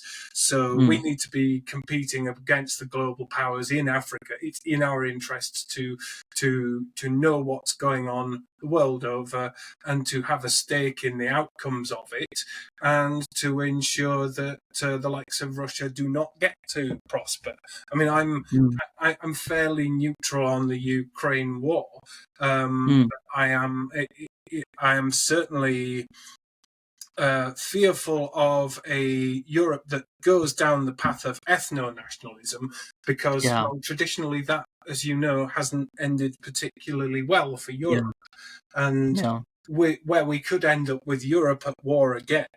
Now, if we have another war where, of course, all the immigrants they will up sticks and sod off back to their place of origin because they won't fight for Mm. Britain, we'll all Yeah. kill each other, and then Yeah. guess what? We'll be back in our own ruins, saying, "We need some immigrants to help rebuild this."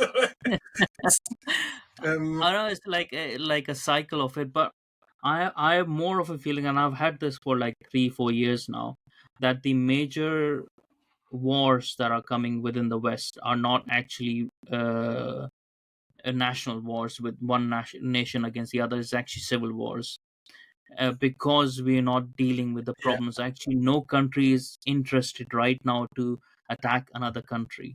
yeah, Even Russia as a whole is actually not interested. It just sends out this rhetoric because it has been doing that for a very long time. Or we'll take over Poland, or we'll take over this and that. Overall, it's a matter of civil wars. This is what Russia is trying to avoid itself as well. Putin is trying to yeah, avoid a civil yeah. war within Russia. Mm. That's why he's doing a war with Ukraine to try to unite people uh, in a time of war, because that's all they Iran know how to is unite. fending off its own revolution. That's why it's Yeah, attacking Israel. yeah.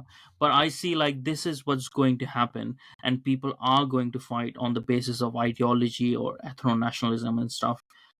I was hoping that reform would bring some sense within UK, but itself I found them empty, and this is why I'm fearful. So, like to end the our conversation around this as well is with Reform Party. I'm seeing like I'm seeing right now as Farage using ties to get rid of the people he doesn't like, He's always or he can't control. Yeah, yeah. I mean, his if you chart his the history of UKIP is the history of Farage. Um, Hmm. he has all he initially there were some good people in UKIP, but as he strengthened his grip on the party, you'll find that the MPs gradually turned into this little band of sycophants. And Hmm. the MEPs that UKIP had after the second time of winning MEPs, they Hmm. they were low IQ, low talent grifters, and they Yeah. just weren't very bright, and Hmm. that was a continuing source of embarrassment for UKIP. And this is how Farage likes it because he's intimidated by intellect and talent around him. And so you'll find that reform with Farage as president It will all be the same entourage of people like Alex Phillips. She's not a Mm. very bright lady at all, and all the former clan of MEPs. They'll all be reform people. They're not exactly what you'd call politically savvy people. They don't know anything, and they've got that classic arrogance. And as we talked about earlier, they don't have the humility to say, we are flawed, we need to develop, because they've Yeah. been MEPs and they're convinced they got elected on their own merit because they're such clever, wonderful people. You cannot kind of topple that arrogance. So I Yeah. don't have, like I say, you could give them a plan and a manifesto that was absolutely perfect, completely gift wrapped, and they wouldn't know what to do with it. They'd stick it in Yeah. a cupboard and carry on as before. And when it comes to the Labour Party, I see that they are actually going to win, because not because of themselves, Mm, but because of everyone else around them. It's sort of like, when a team wins a league or something, yeah, sometimes they win a league because they're good, and sometimes they win because everyone else was shit. yeah, And this is that's the my thing that is with understanding. Labor. uh, Labor has a lot of problem with communists within the party, with communists and islamists as well, uh, or sympathetic to the islamist and the communist And the within the membership's party. even worse. Yeah, exactly. The membership, I meant, like, not the MPs themselves. The membership is where it is at, right? So no matter what front Keir Starmer is putting in, he will not be able to implement whatever the policies he will try to implement, Yeah, because the sooner he comes into power, you know, those will take over, and eventually they I will think do it's a political. leadership challenge, and they will take over. Absolutely. Yeah. So it's a very miserable situation, but I'm kind of not downhearted about this at all, because I don't think the next election matters, because Hmm. we're all in the same place where the old order of politics, whether they realise it or not, it's collapsing, and Hmm. Tories are going to And it collapse. will take these 4 years to collapse anyways, no matter who comes into power. It's Labour's turn to collapse. It might take them 5 Hmm. years, it might take them 10 years, but they Yeah. will come to power not knowing particularly what they stand for. They will fall to bits. And so Hmm. it's for the next 5 to 10 years for a new movement to be building, to step into that political vacuum. Yeah, And and that was my thinking. This is the reason, like, why we agree upon those things. There's a reason why I've been talking about cultural movement mm, for this long, because it has to happen now. yeah, And that's what I'm trying to say. Is like, the answer is not in politics. First, we have to build the culture, out of which will come the politicians that will lead us yes, to what we want, mm-hmm, politics right? down. And that is a generational thing. That is at least 5 years before you start affecting local politics, when you start having local councillors, which of a region, not the whole country, of just few towns that you can build a base towards, right? And then it will take more and more years for you to translate that local politics into national politics, you know but it will come through a cultivation of a revival of culture. It won't come out of nowhere. It won't come because you build a heritage party, you build a Britain First, you build a this or that party. There's no vision. There's These are just reactions. Yes, I completely agree. It's but then the cart becomes before the horse, or is it Mm, chicken and egg? Because if you want a cultural movement, well, the left have successfully managed to embed their cultural ideas through taking control of the institutions and having mm, undue influence inside education and culture and the arts, of course. mm, And so, if you want to start a cultural movement, you've got to have policies to address the culture you want to create. yeah, So it stems from you need from having the power to begin with. So yeah, you're still back in the politics side of it, because politics downstream of culture, but politics creates the culture. So yeah. um, That's a Yeah, difficult circle to square. But I'm absolutely convinced that, I mean, how many parties? Because you've got Lawrence Fox, you've got his Reclaim, which is more sort of culture focused, and that's a very yeah. I mean, he said online it himself. Actually, Lawrence has said it himself. Like the solution is in culture, revival of culture. He's not interested that much in politics, well, rather than like first focusing on the revival of culture. yeah, he's got his party though, but then there's Yeah. Britain First, then there's Hmm. a new Homeland Party, Yeah, then I don't know what there's they're about. Yeah. um, uh, I Heritage Party. I think there's about 7 or 8 upstart parties, that, and you Yeah. look at them, and they're all sort of one man band things that they're all saying Hmm. more or less exactly the same thing. You know, Yeah. massive limits to immigration, quit the ECHR. But in Hmm. terms of actual policy, what's the vision? Where are we going? What are we doing? Yeah. What are we for? Uh, they haven't answered that question. So if they can't answer that question for themselves, how can they answer that question for the country? But you know why? uh, The reason why I see them as a good thing is because uh, there's an awareness that there's something missing, Yeah, that the status quo is not acceptable, right? And that is a good thing. So it might not that they don't have a vision right now and they don't know where to go right now, but at least there is an idea there established now with everyone that status quo is not acceptable. We can't just keep doing what we're doing. well, then you've got the bigger problem that a lot of these parties are backward looking. You want Hmm. to look at, if you want to withdraw from ECHR, you then got to think, okay, well that's a moment of constitutional renewal. Now, Hmm. any new settlement or constitution has to think about Britain as it is, not as it used to be, because Yeah.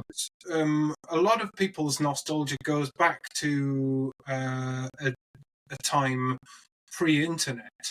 Now, the Hmm. world we're in now uh, Yeah, it's a is bit different. transformational, Yeah. and it's not something. I think half of the global disruption that we're getting, and a lot of the polarization we're getting in politics, and a lot of collapse of the traditional structures and certainly traditional social interactions is because we, as a species, we have yet to come to terms with the invention of the internet.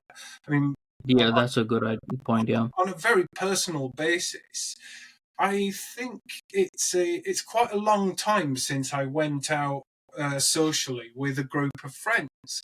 Um, Hmm. that's possibly because I'm middle aged, but it's also because I don't really have that need to, because I get more edification out of talking to you Hmm. through this box in my back bedroom than I do going to the pub and sitting with a bunch of the locals. So it's changed the interaction, social interaction. So without that local socialization, can you still have local politics, and can you still build Yeah. political movements in the same way? We've seen digital movements taking over from traditional politics, and digital Yeah. movements achieving more than the ballot box. So, does democracy Which is why again, like involve in one that? of the which is why like one of the major points of my culture movement was connecting the local with the physical. Yes. And you know that because the thing is, like, most people when they're trying to reform, as in whatever has gone bad, they they're not just looking back, they want to be in that space, right? Yeah. And that is the wrong way of doing it. It's like for people to be knowing of themselves, they need to understand their traditions, carry their traditions, but with adaptations to, to go forward, right? Yeah. Going ahead, that is the idea, because you can't go back in that sense. But you have to make sure that you're not losing who you are, Yeah. that you're not unknowing of yourself when you are going ahead. Because it's like in life as well, you know, you wouldn't want to become young again. You want that knowledge of the mistakes that you've done the adaptations, stay true to yourself going forward. Like, right. So that's the should be thing about the nation as well. But most of the people who are reactionary, they are just rejecting something good. You should reject, right? Yeah. Like being reactionary against Islam. Yes, you should reject Islam because it's a wrong ideology to inhabit. But what is the alternative then? Because they have a plan. That's why people are going towards Yes. them. But what is the alternative then? Mm, Right? Have an alternative. This is why I started going against the atheist movement as well. mm. Why you telling people to leave Christianity? Oh, Yeah, what well, is the actually alternative then? destroy. You're not providing an alternative. You're just a reactionary movement who are rejecting God. But Yeah. you don't have like you don't have or humanism. Oh yeah, we know what happened with humanism. It got infected by woke, Yeah. you know, because that's what happens because your base is not good. Mm, You are knowing of your base, right? So that is like been always my thing. It's like you take the traditions from behind you, but take you need to know where you're going, mm, and that's only happens when people are knowing of themselves.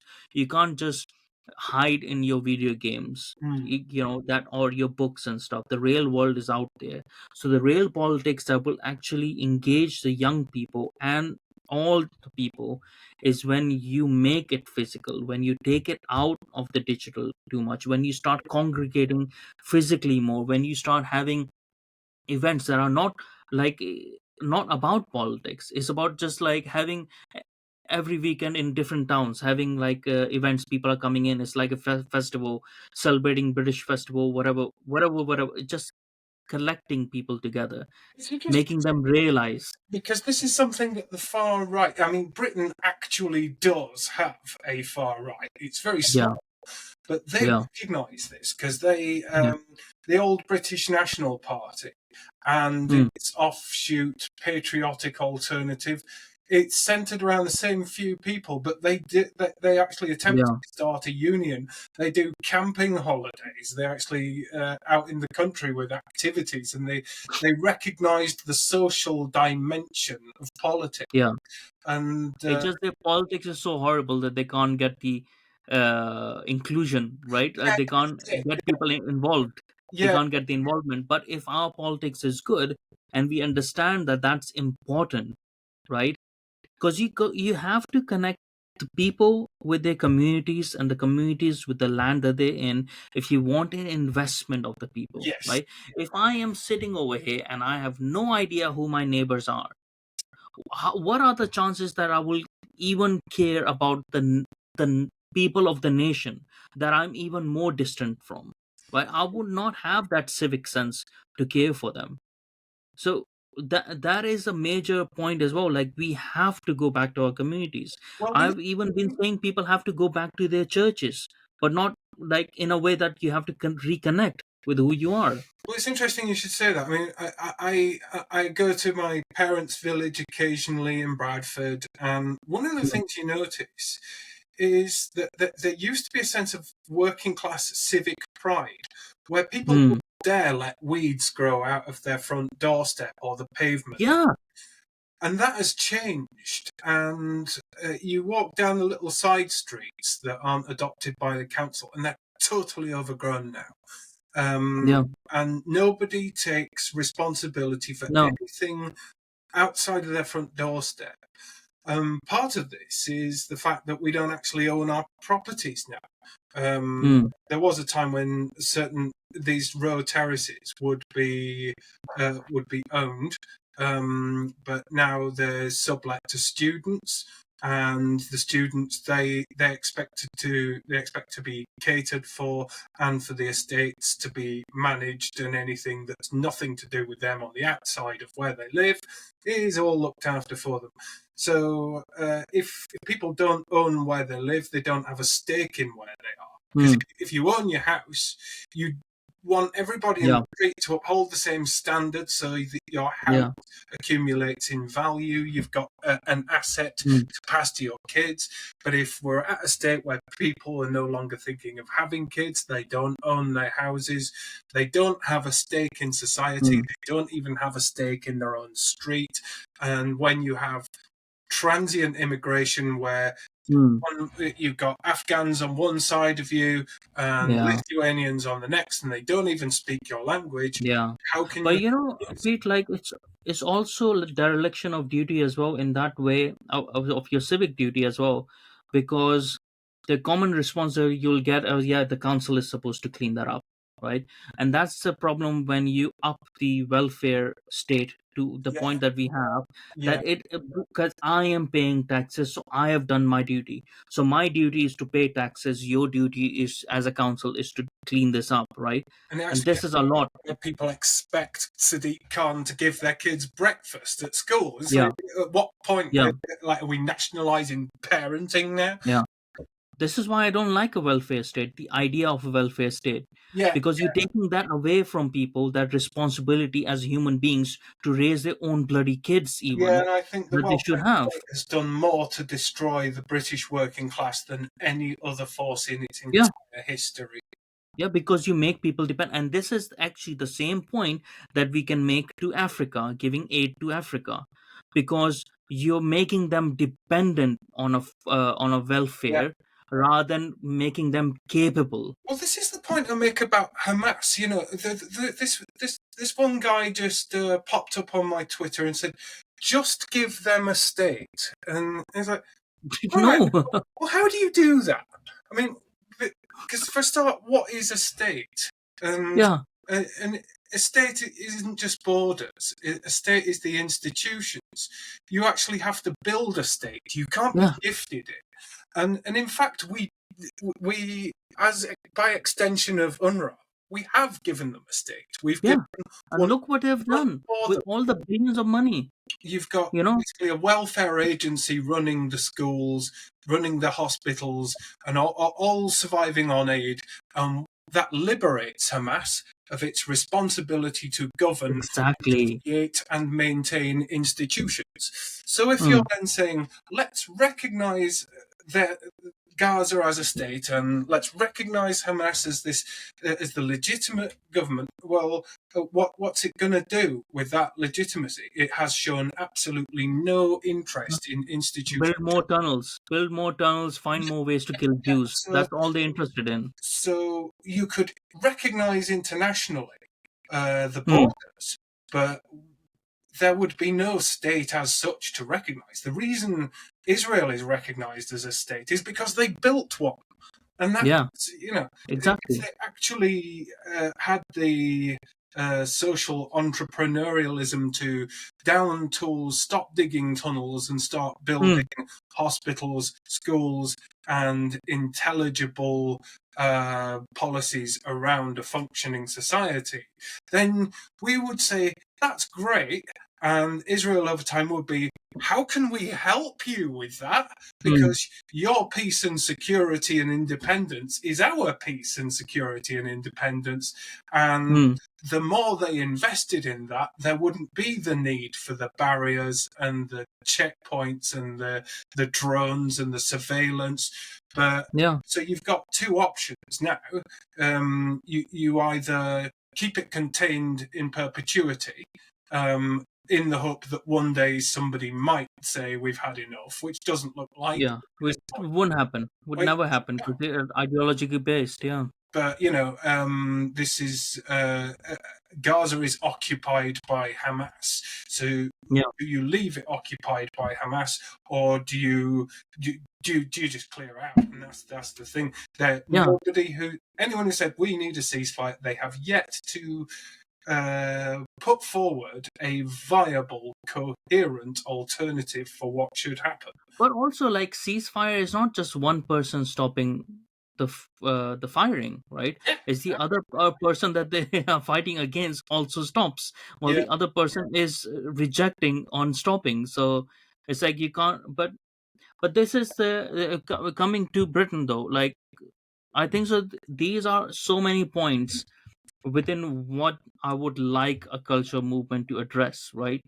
But it will have to start from somewhere, and it would have to start from like a information based entity, like a media based entity, because there's so many things. And you know, the policies that need to be made to get Britain away from being a welfare state, to actually stop Britain being a welfare state, has to come from the cultural education of creating that ground where if there was a policy like that, there would be enough people to vote in people who would be in favor of implementing such a policy, Well, right? So the SDP has it right in that Britain has allowed itself to become a services economy, hmm, to the point where we've let industry and our industrial towns go to rack and ruin and yeah, destroy the foundation of families and communities. hmm, And in so doing, you've got this ballooning sort of services sector and banking and financial, and then the hmm, government is actually more reliant on them for its income than it is the people, and it will yeah, cream off what it needs to bribe the masses. To effectively have this little welfare park that is hmm, propped up by immigrant labour, when what you actually need is a rebalance away from services and to sort hmm, of rekindle your industries. Now, you're only going to do that if you sort your energy out. So again, it starts with a coherent energy policy. yeah, You actually bring back the employment and the means for people to better themselves, hmm, as being something preferable to welfare. hmm. And so you need But a I think so, like all of that is only achievable if we understand that we are okay to suffer for a while, yeah, right?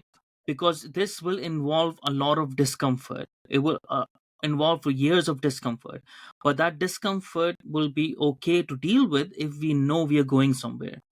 I yeah, don't want to have discomfort where it's just chaos for a while. yes, That's not the discomfort that we should sign up for. yeah, We should be like, okay, I'm okay to sacrifice if I know. It's sort of like someone having kids and raising kids. They know what they're sacrificing for, so they will sacrifice for it, yeah, right? Because they're going to achieve the optimal objective. So correct, this is what Britain needs. Britain needs a reason why. Britain doesn't. My like vision is not like to give comfort to people, right? It's to say I'm giving you a reason why you should suffer, because we're going to suffer no matter what. yeah. But this is a reason why you should suffer so This is that we can come out Martin of our suffering. Timostar has done, isn't it? It said, Yeah, this is going to hurt and this is going to take a yeah, long time, but there's going to be sacrifices, but we cannot continue as we are going, and it's going to mm, take some radical action. And this is it. I don't think Britain is quite ready to admit that they need to suffer and sacrifice yet.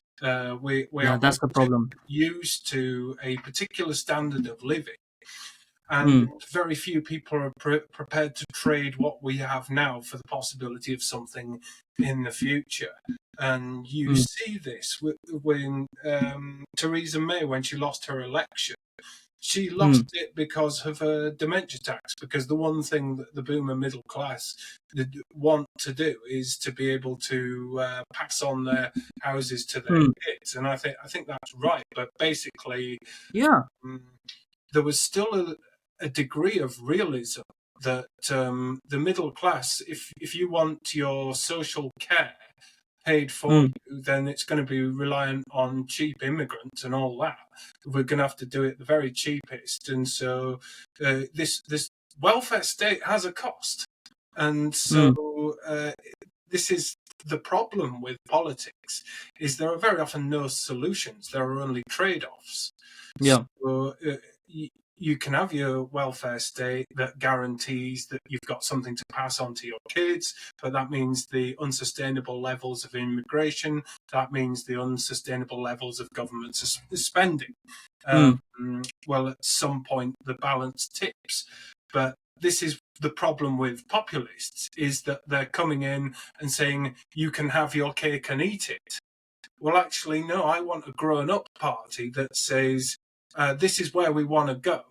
and this is what it's going to cost the country, and this is what it's going to cost you. And we know it's a sacrifice, but it's a sacrifice we're asking you to make because we believe it's going to be better.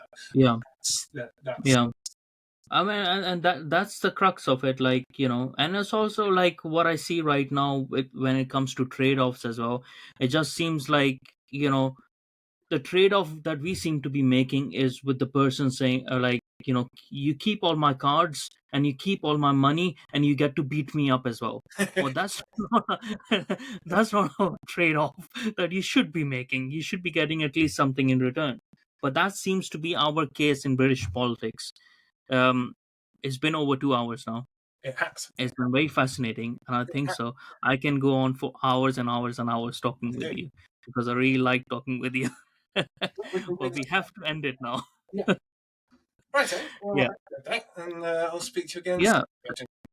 Thank you so much for coming on. And I'll put all the links in the description below where people can find you, and catch your work and stuff like that. And hopefully, we'll talk again.